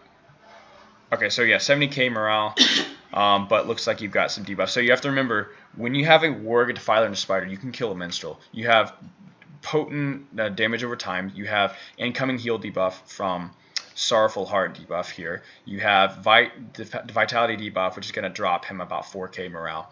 You're going to have Blight, you're going to have Induction removal, and you don't even have to worry about CC as it were. Your Spider's going to take care of that. And you have Silences. So right now you should just be pouring damage into him. You need to be getting Shadow Fangs up, and you need to be getting Fleas up. Again, I see no use of Fleas. That needs to be addressed. Okay, you silence him. I don't know how you silenced him. I could have sworn that... Okay, you silence him again with your burst. That's solid. This is good. Yeah, he's done. This guy doesn't know how to remove silences, it looks like. Okay, there's the flop. You're going to bait. It's always awkward with flop. You're like, what do I do? Do I start whacking on somebody else? But then he's going to pop up and heal them. Yeah, it's not a bad idea. Just kind of hover over him. Maybe bait him and then get into it. RK's priority here. This is just cleanup. You can't really do anything wrong here. Arm of Storm, hovering over it. That's fine.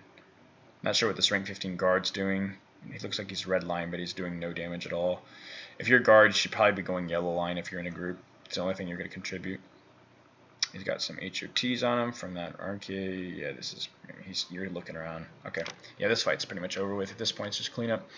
Okay, so solid stuff, but I'm not seeing enough use of Fleas at all. And also, I think you need to be working on your burst rotation. Like, again, like right there, you just did Pounce, Eye Gouge, Maul. I mean, why? Like... that doesn't make any sense. Like, I understand, oh, it's the animation, but go ahead and test the animation cutting. You're going to be putting out less damage. The Maul should be your second skill you're using, not your first. Okay. Claws again. Eye Gouge. Piercing Claws. Piercing Claws. Come on, Piercing Claws. This guy has a huge morale threshold. You need to be hitting Piercing Claws. I have no idea what you're doing here. I don't know if you're just, like, baiting timeout. Are your guys coming in to help? This is a little odd.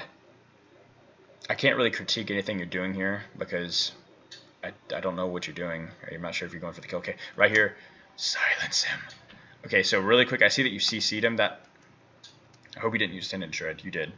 Yeah, you did. Okay, look at this. You can silence this dude. Silence this dude. Whack on him a little bit more to here. First off, this minstrel's, I don't know what this minstrel's doing, but... silence him, you'll be able to get another, I don't know, until he removes another 8-10k, then CC him, then kill him. Because the problem with you CCing him here is even if you silence him now, he's more likely to have a silence removal up at this point, whereas before. And it doesn't look like you're even silencing. Okay, you did, it just got resisted. Okay, maybe you had silence on cooldown? Yeah, I still would have silenced him, but whatever. The silence was on cooldown, it looks like, and you're going after him. Might want to slow him. Definitely want to slow him at this point. Remember, slow is one skill. You're burning hips. Okay, you're really going for this. Slow him, silence him. Okay, good. Oh, he silenced him right as he popped cried the chorus, excuse me. That's unlucky for him. Lucky for you. I can't believe you killed him, though. That's crazy. And in comes the Defiler and cleanup. Okay, so it's just you and the Defiler now. Again, rotation, you need to be cutting Pounce, but that's fine. Good burst. I'm not sure what you traded. Looks like 6 crit. Looks like definitely some morale. My guess would be tact mitt, morale, and crit. And you get smashed there. Okay, your Defiler's getting gutsy. Looks like we got 4 freeps. They don't have a healer, though. Okay, so I know what you're doing here, but this is a mess up of target priority. This guy is really the only competent DPS looks like they have. Let's say the champion, Innkeeper, Cappy, Ellum. Focus down that RK first. And I know what I said about buffs earlier, but if you can completely shut down the damage that they're doing by going on an RK first. I mean, that's a good kill there, but this needs to be attacking the RK. Okay, good. Now, right here, Remember where my past LM video where we talked about debuffs? The same stuff applies on this. You need to be debuffing this guy. Shadow Fangs needs to be up, and you're still not using fleas. Like, you can totally shut this guy down. Your damage is fine. Your damage is great. Also, remember we talked about Puddle? Might be worth using here. They're not going anywhere. I know it's a light armor class. Still might be worth using. Okay, Res is going to start becoming in. Just messing with LM. That's fine. Again, like, still no fleas. That's a big problem with your group stuff. Fleas is fairly useful in a 1v1 standpoint. It has a lot of uses, but it's even more useful. The more targets you have, the more important fleas is. You're silencing, you're slowing, you're DPSing. That's good. Looks like they're focusing down that other gold tagging warg that showed up. Okay, so RK's back up, so you're going to get back on him. That's good target priority. You have a silence up. You're going to use it in your burst. It got resisted. That's unfortunate. Go ahead and... No, you don't need to slow him. Okay, it looks like he puddled here, which is good, because he's just sitting there. I'm surprised your Defiler hasn't used Blight, because it doesn't look like he was being really pressured. He's starting to put on some debuffs, though, which is nice. Again, no Shadow Fangs, no Fleas. You're having a much easier time of this. There's the Blight. I also noticed something that you're not using any of these pots right here, your Fear or Disease. With a Fire Arcade and with an LM, you can either remove this Benediction of the Raven, the 10% mitigation, or you can be removing the Armor Veil debuffs, and you could just be spamming these. These are dirt cheap. Keep spamming them. Just spam, spam, spam, spam, spam. You'll be reducing the damage you take pretty significantly. There's Armor of Storm. Nah, that is what it is. Like, at this point, you just might as well just... I mean, like, there's literally no drawback to using Fleas right now. You're not getting any skills off anyway, so I don't know why. It just seems like you're just forgetting to use it. Okay, there's Smoldering Wrath. You managed to pull that one out. That was good heals from your Filer. There's another Silence. You're using Snap, which is a little suspect. I think the Snap Silence is bugged, so that doesn't really go off. That might have been the other Warg, though. It might not have been you. I missed it. Okay, standard. Just gonna burn down the Cappy. I got really nothing to critique here. You can't really do anything wrong. But again, I mean, you went that entire fight and didn't use Fleas once, and there were 2 induction classes there. Like, you have to remember, this is not. It's not just skill duration. It's also induction duration as well. All right, that's good.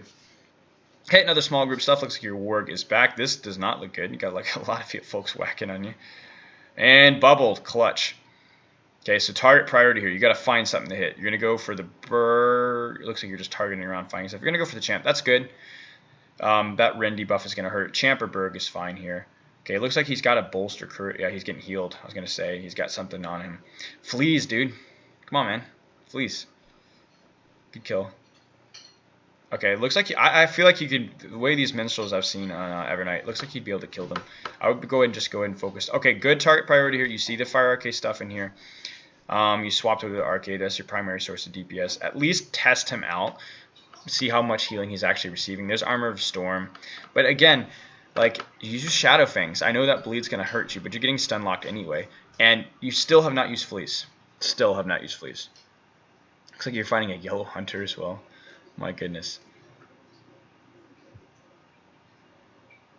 Alright. Looks like you're going to wait for Armor of Storm. You're going to go back in. Okay, so you are going to go for the Minstrel. That's a smart decision. There's the Puddle from your friend, and you're going to smash him. Yes. That's what you should be doing right there. That was good. Okay. Smolder. Again, use it. Looks like you actually potted something with those Fear Pots, which is good. Fleas. Come on. Remember, this guy is... Obviously, Fleas would be a good decision if this was the only guy, but there's multiple creeps around you. Use Fleas. Okay, there's Blight. This guy's done. This guy's done. This guy's done. This guy's done. Where is he? Come on. There you go. Okay. Okay, so now I need to be finding a primary target. You're going to go for the Cappy. That's cool.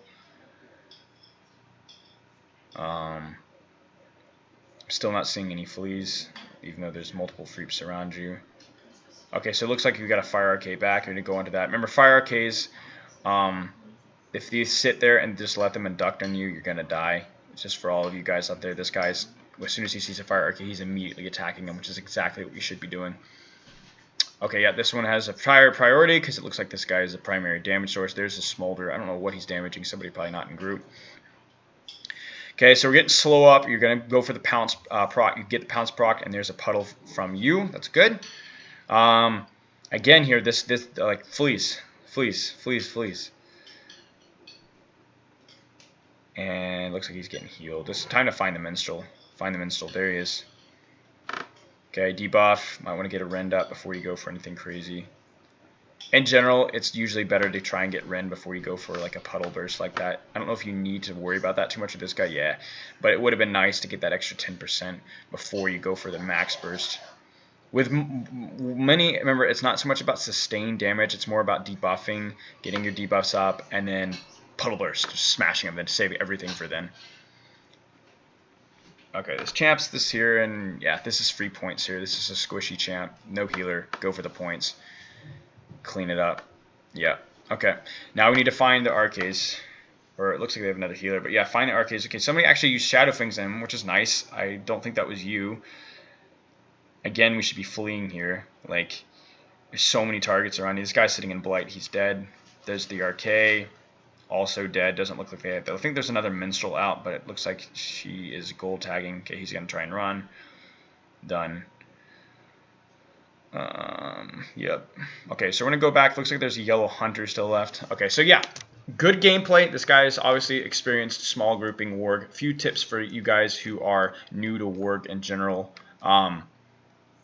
And those of you that want more tips in regards to small grouping stuff, Fleas is very important. Fleas is a 25% attack duration and a 25 all skill inductions. It's also very easy to put up on multiple targets. It is on 3 targets max. You can keep it up all the time. Also, be thinking about stacking puddles. Puddles are extremely useful skills because it reduces your target's mitigation by over 4k. Definitely use this skill in combination with any CC that you're using, and the target's going to die. When you're fighting Lore Masters and Rune Keepers, it's worth keeping Shadow Things up. You don't even need to slow, just Shadow Things, Eye Gouge, or whatever, and then move on, because that's going to reduce their inductions. It's going to slow them down significantly. So this guy was obviously solid. His burst rotation needs to be cutting pounce, and he needs to be using Fleas more. Other than that, solid stuff. I hope you guys enjoy the video. I'll be uploading this one to YouTube later on this week for your viewing pleasure. Let's see what we got here. Somebody killed me, I think. Oh, wolf. What do you got? Who incapacitated me? Wolfter!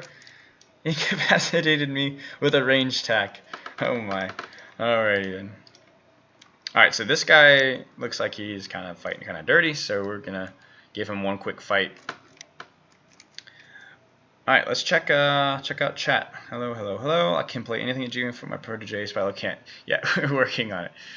Let's see here. Yes, you all should be counting pounce. Remember, the duration of the stun starts immediately after you use pounce. I'll demonstrate that in a second. Oh boy, I forget, this guy really does use everything. Oops, there's... Alright, so we're gonna see if we can nuke him.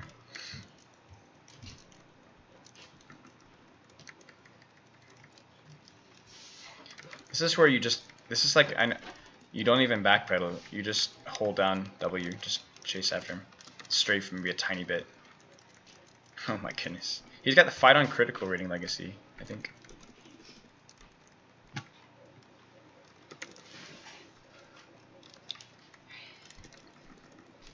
Oh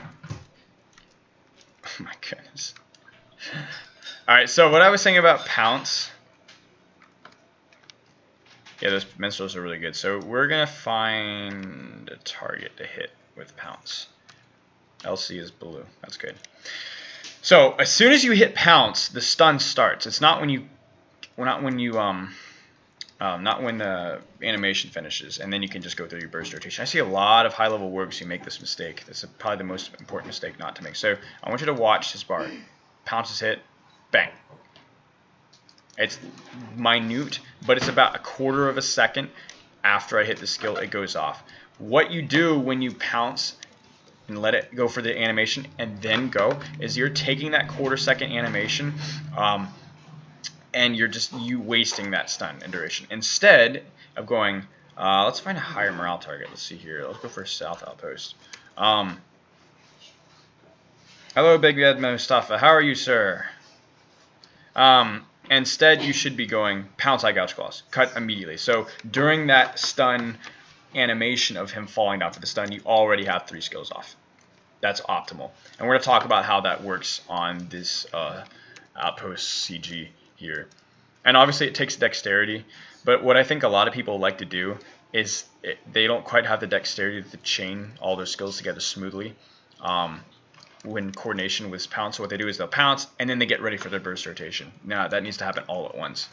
So for example, pounce, I got claws, bang, bang, bang, all at once. That's what should be optimal right there. See how I got a bunch of skills off? If you don't pounce, you're probably going to be losing about 1 skill without positional. Although that doesn't sound significant, if you don't, over the course of the fight, that 4K, 3K that you got from that skill could end up being significant. So remember, you should be approaching every single fight as if you cannot make any mistakes. You make mistakes and you learn from mistakes.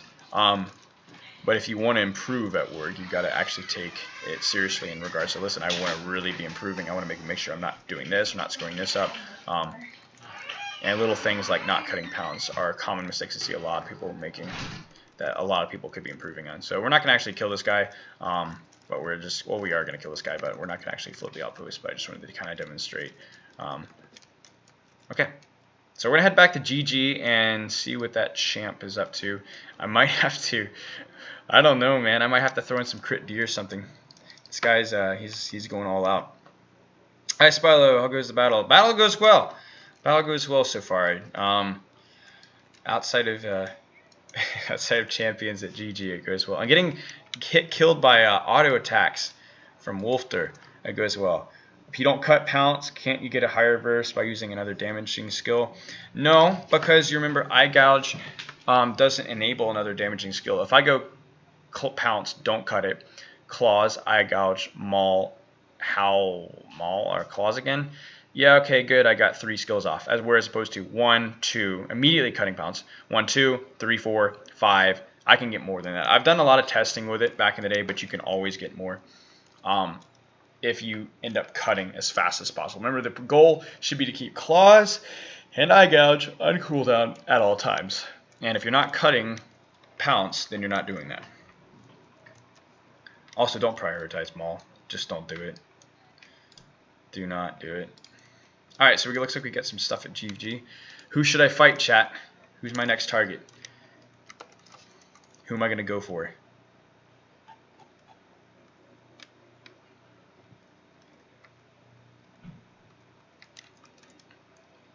Ew, gross. Hunters. Hunter!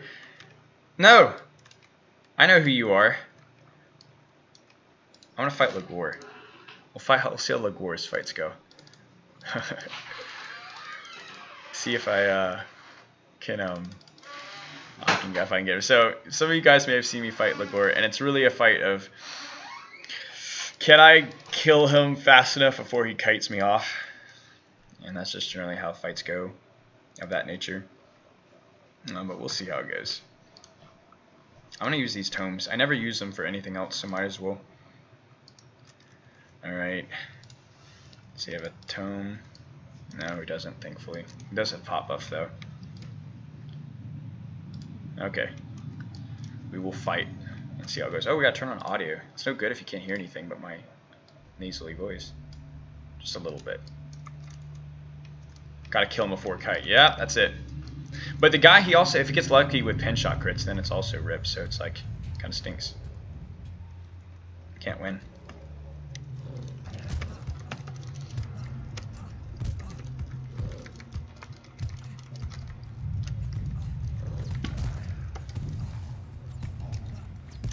Alright, so going through the standard rotation.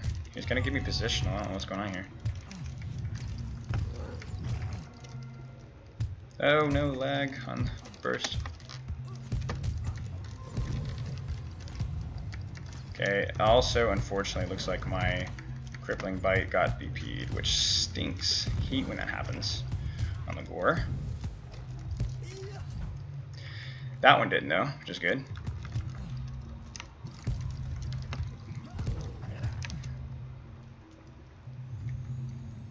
Come on, boys. Come on, man.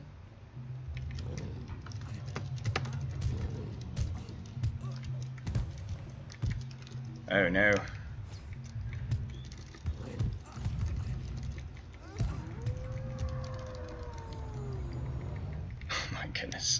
Ladies and gentlemen, hunters. Oh my goodness.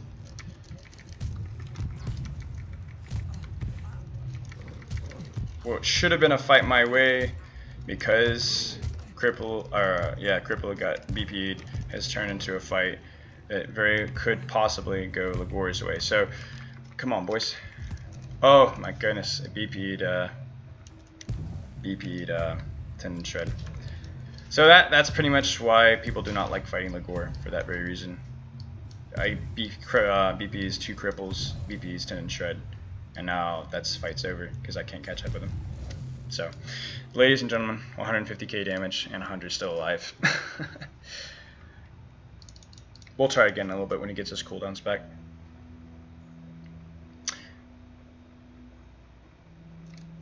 Yeah, I actually win most of my fights with him, but it's if you miss that cripple, it's over. I mean, you can't. He's just gonna cut you. That was 2 cripples in a row and then a Tendon Shred. I actually would have killed him if that Tendon Shred had landed, which is unfortunate. That's the quick shot slow. He stance switches to strength, and then you just sit there and go, well, there's nothing I can do. I almost did more DPS than he did, and still lose the fight. But that's PvP. You gotta learn to adapt. You gotta learn to improve. You can look at a fight like that and go, man, that's not fair. That was dumb. But I mean, could I have played better? Yeah, probably. So use red pot, remove slow. I was removing, but you can only spam red pot so much, whereas quick shot slow is something that you can instantly apply very quickly again and again. Glass is okay, but the bump from 3 mastery to 6 mastery is marginal. Like I said, that fight is mine very, very easily. It just was basically a little bit of bad luck. Hello, hello, hello, hello. Okay. Pretty sure 100 slow stacks. Yeah, that's another thing. 100 slows do stack. So potting red means that you only remove 1 tier of it. Also, when you have extra Lord of the Rings points and you buy a Crumbling Brand, it doesn't make you immune to slows.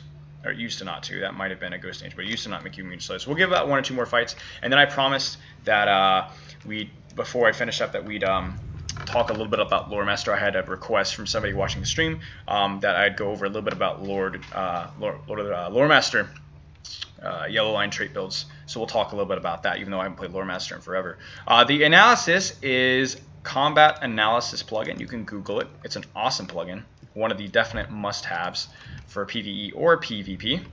Like I said, combat analysis, it works great. You can analyze the taken damage, the specific skills, the specific targets, the heals, damage output. Like I can look out how much damage I do with Bestial Claws or Piercing Claws or Sudden Maul, Eye Gouge, etc. So it's awesome skill, awesome awesome program.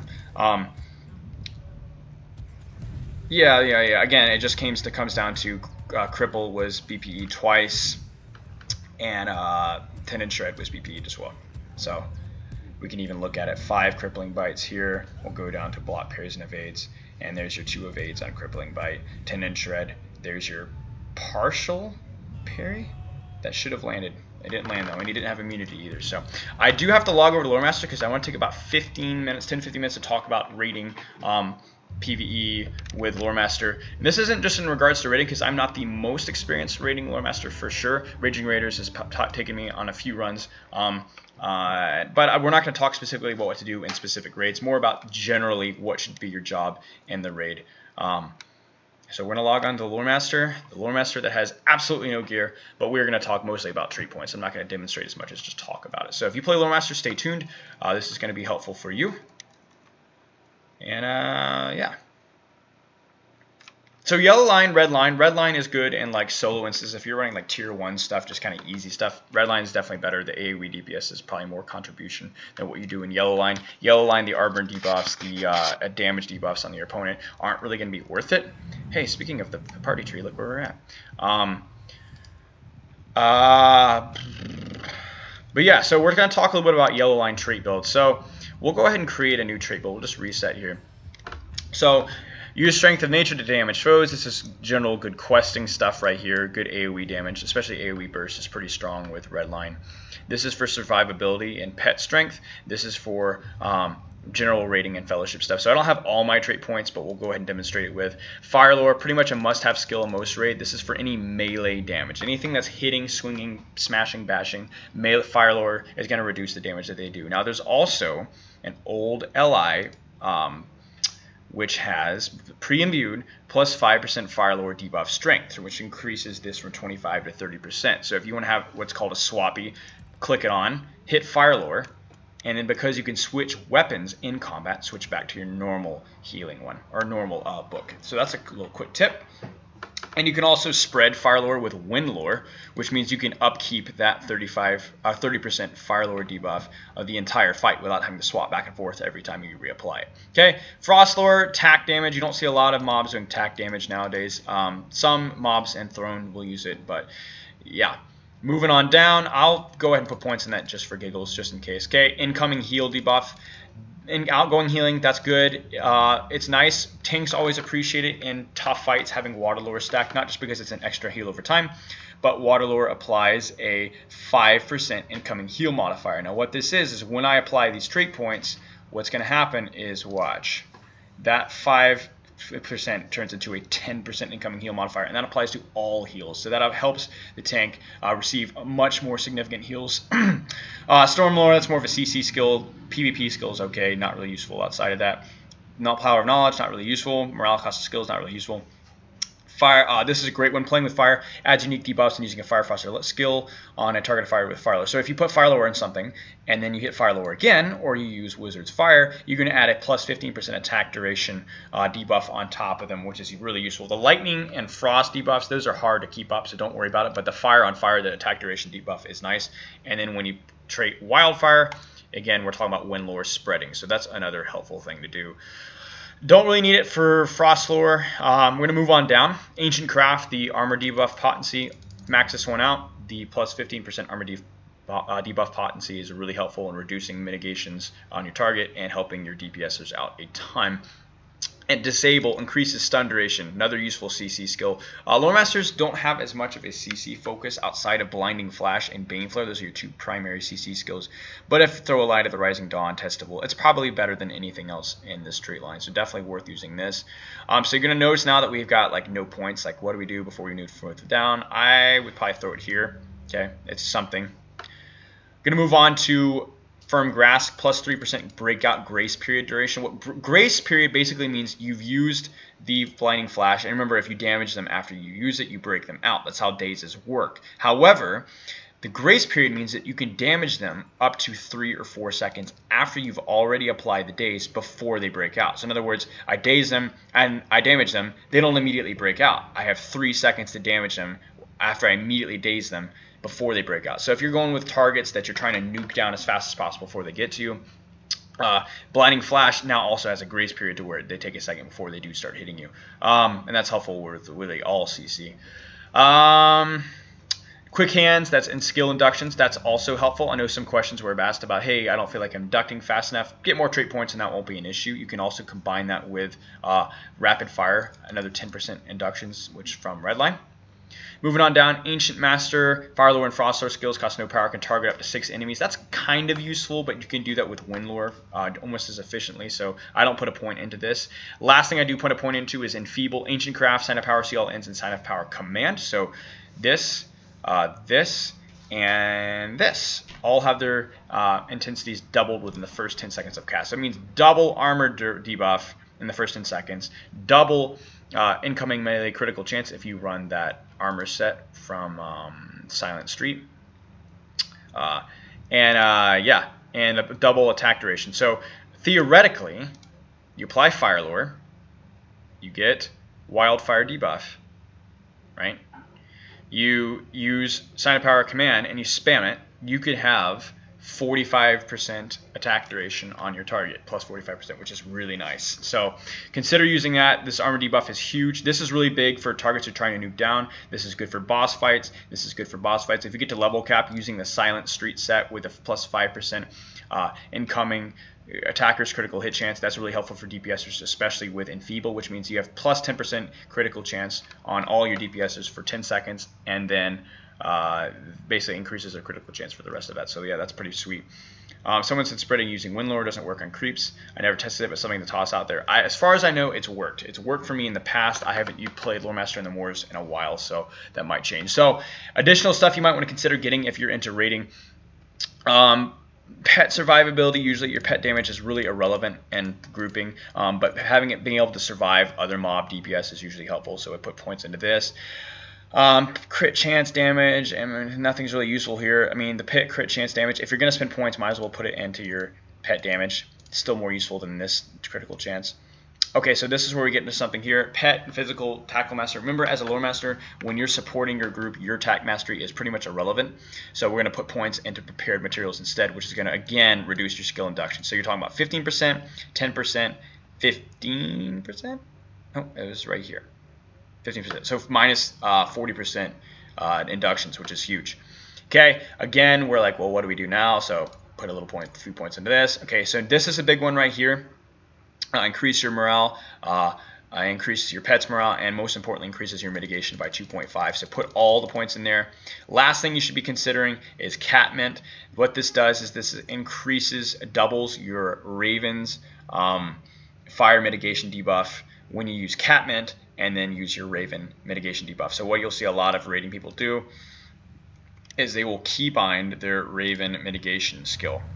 Okay, so this one is toggled. I'll turn it off of toggle and I'll move it down to, like, I don't know, control 1. Okay, so what I'll do is I'll go, okay, here's Catmint. Let's do shift 8. Okay, shift 8, Catmint's off. Now look at fire mitigation. 20% fire mitigation instead of 10. So now I'll hit control 1 on whatever target I want, and now that target, instead of having a 10% fire mitigation debuff, has a 20% fire mitigation debuff. All the hunters using fire oil, all the fire runekeepers all give a big hip hip hooray, and then you use ancient craft, and then you use sign of power CLNs, and then you use sticky tar and you reduce it by 10% more, and then you use warding lore to increase 10% incoming tactical damage, and then they're hitting 700,000 smoldering wraths. So yeah, lore masters are critical not just for group survivability, but also for increasing the damage of those around you. That's why they are a must in raids, pretty much regardless of what stage you're doing. And if you're doing, featured instance stuff, go red. Don't worry too much about yellow. If you want to practice in yellow, absolutely go for it. Use these debuffs, use these skills, read your skills very carefully. But in general, red line is just a little bit better. So I hope that clears up some stuff for you.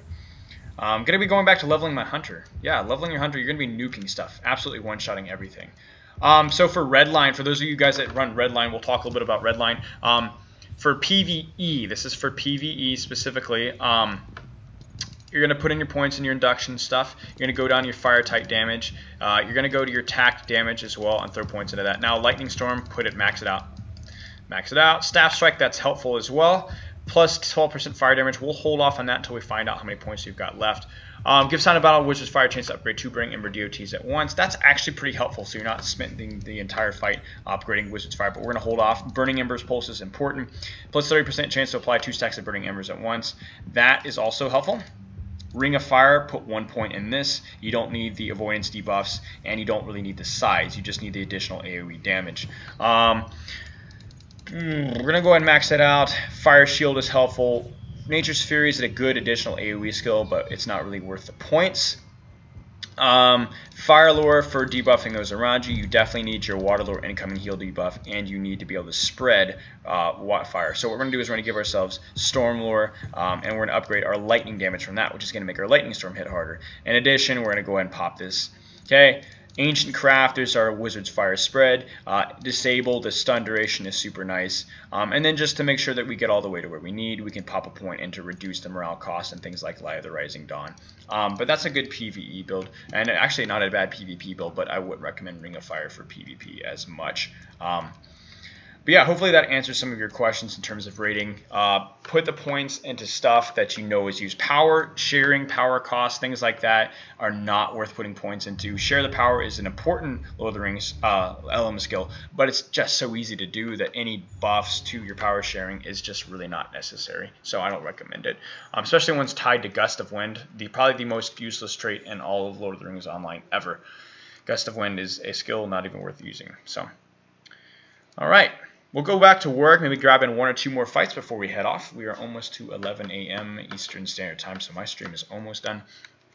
And we'll see what everybody's doing. Wolfter is here. I just hit ecstasy. We'll see if Wolfter wants to get one more fight. Wolfter, do you want one more fight?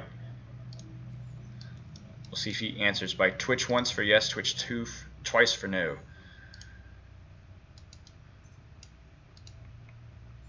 He appears to be AFK. Maybe, maybe not. Hello, Fekles. How are you? Good to see everybody today. Thanks for joining the stream, by the way, everybody. We had a 600 gold giveaway. That was awesome. Had coaching, Lord of the Rings trivia, Q&A for viewers, a typical poll for what is your creep main. By the way, we'll check out our poll. Let's check it. I'm gonna link it up in chat, and you can check out the results yourself. I'm gonna be checking out as well. What were the results? Everybody's Warg mains. Highest rank creeps seem appear to be all the Wargs. Wolf's alive, and Lagor is as well. You know what, ladies and gentlemen?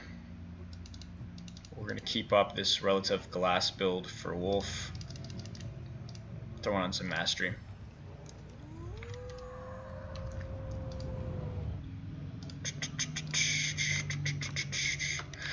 Okay. Let's see how it goes.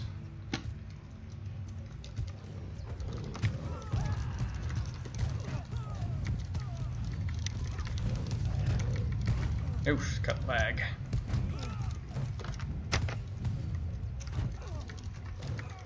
Accidental pot, early, stinks. That feels bad.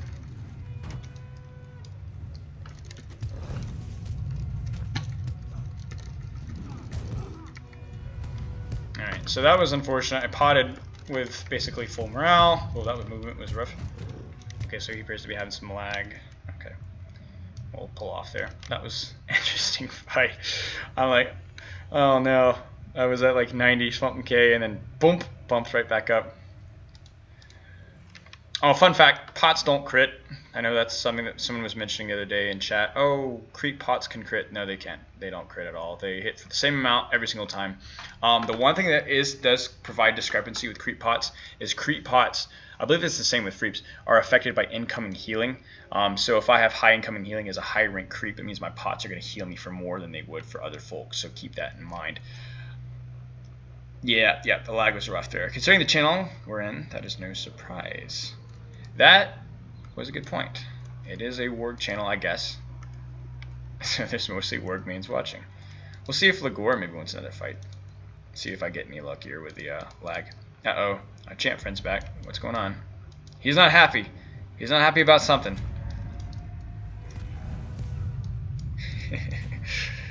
Uh-oh.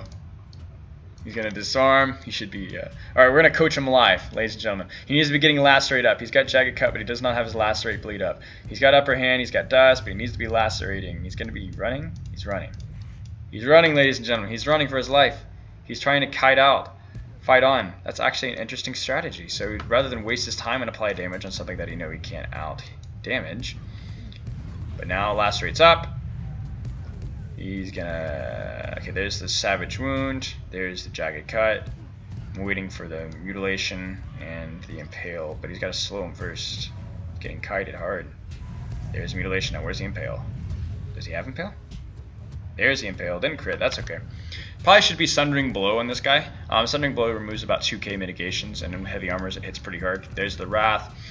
Okay, again, he's missing his slow. He's getting kited hard. He should have hamstringed before he'd Wrathed. I don't think he has Blade Toss, which is so unfortunate. There's the hamstring. There's his heals. There's a mutilation. Mutilation's not worth using unless you're ready for an impale, just so you guys know. It does less damage than sudden strikes, and sustained damage is not very high either. So, waiting for jagged cut here. There's the mutilation again. Looks like he's gonna go for an impale. There's the jagged cut, and here comes the impale. I don't know why he's not impaling right now. He should be impaling. Oh, looks like we got a 2-on-1 here. Yankind of Brandywine Zergling. That's amusing. Dev Strike. Is he gonna get the Reaver?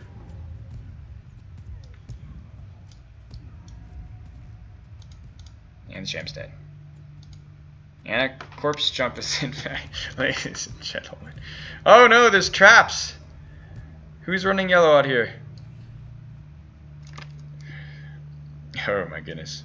More H points, more bigger heal from health pot. That is also true. It's just why you see a lot of Reavers run high health, because all of their heals are morale threshold, except for Glory and Victory, which means higher morale equals better heals. Alright. I have no brand, but I don't think that's a... I got stunned by the stupid hunter bot. Oh my goodness.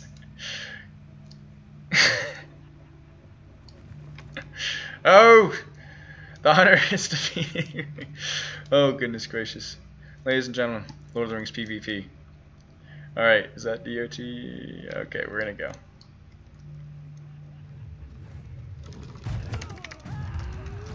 Thankfully I am not slowed. That would have been unfortunate and amusing, but mostly unfortunate. Alright, so I don't have a brand for his Champions Duel, so it's going to be easier for him to kite me if he so chooses.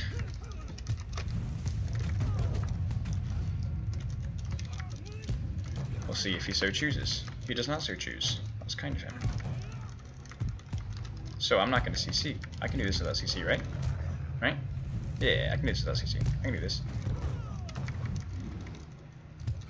Ladies and gentlemen, it's going to be close. No CC, no pot.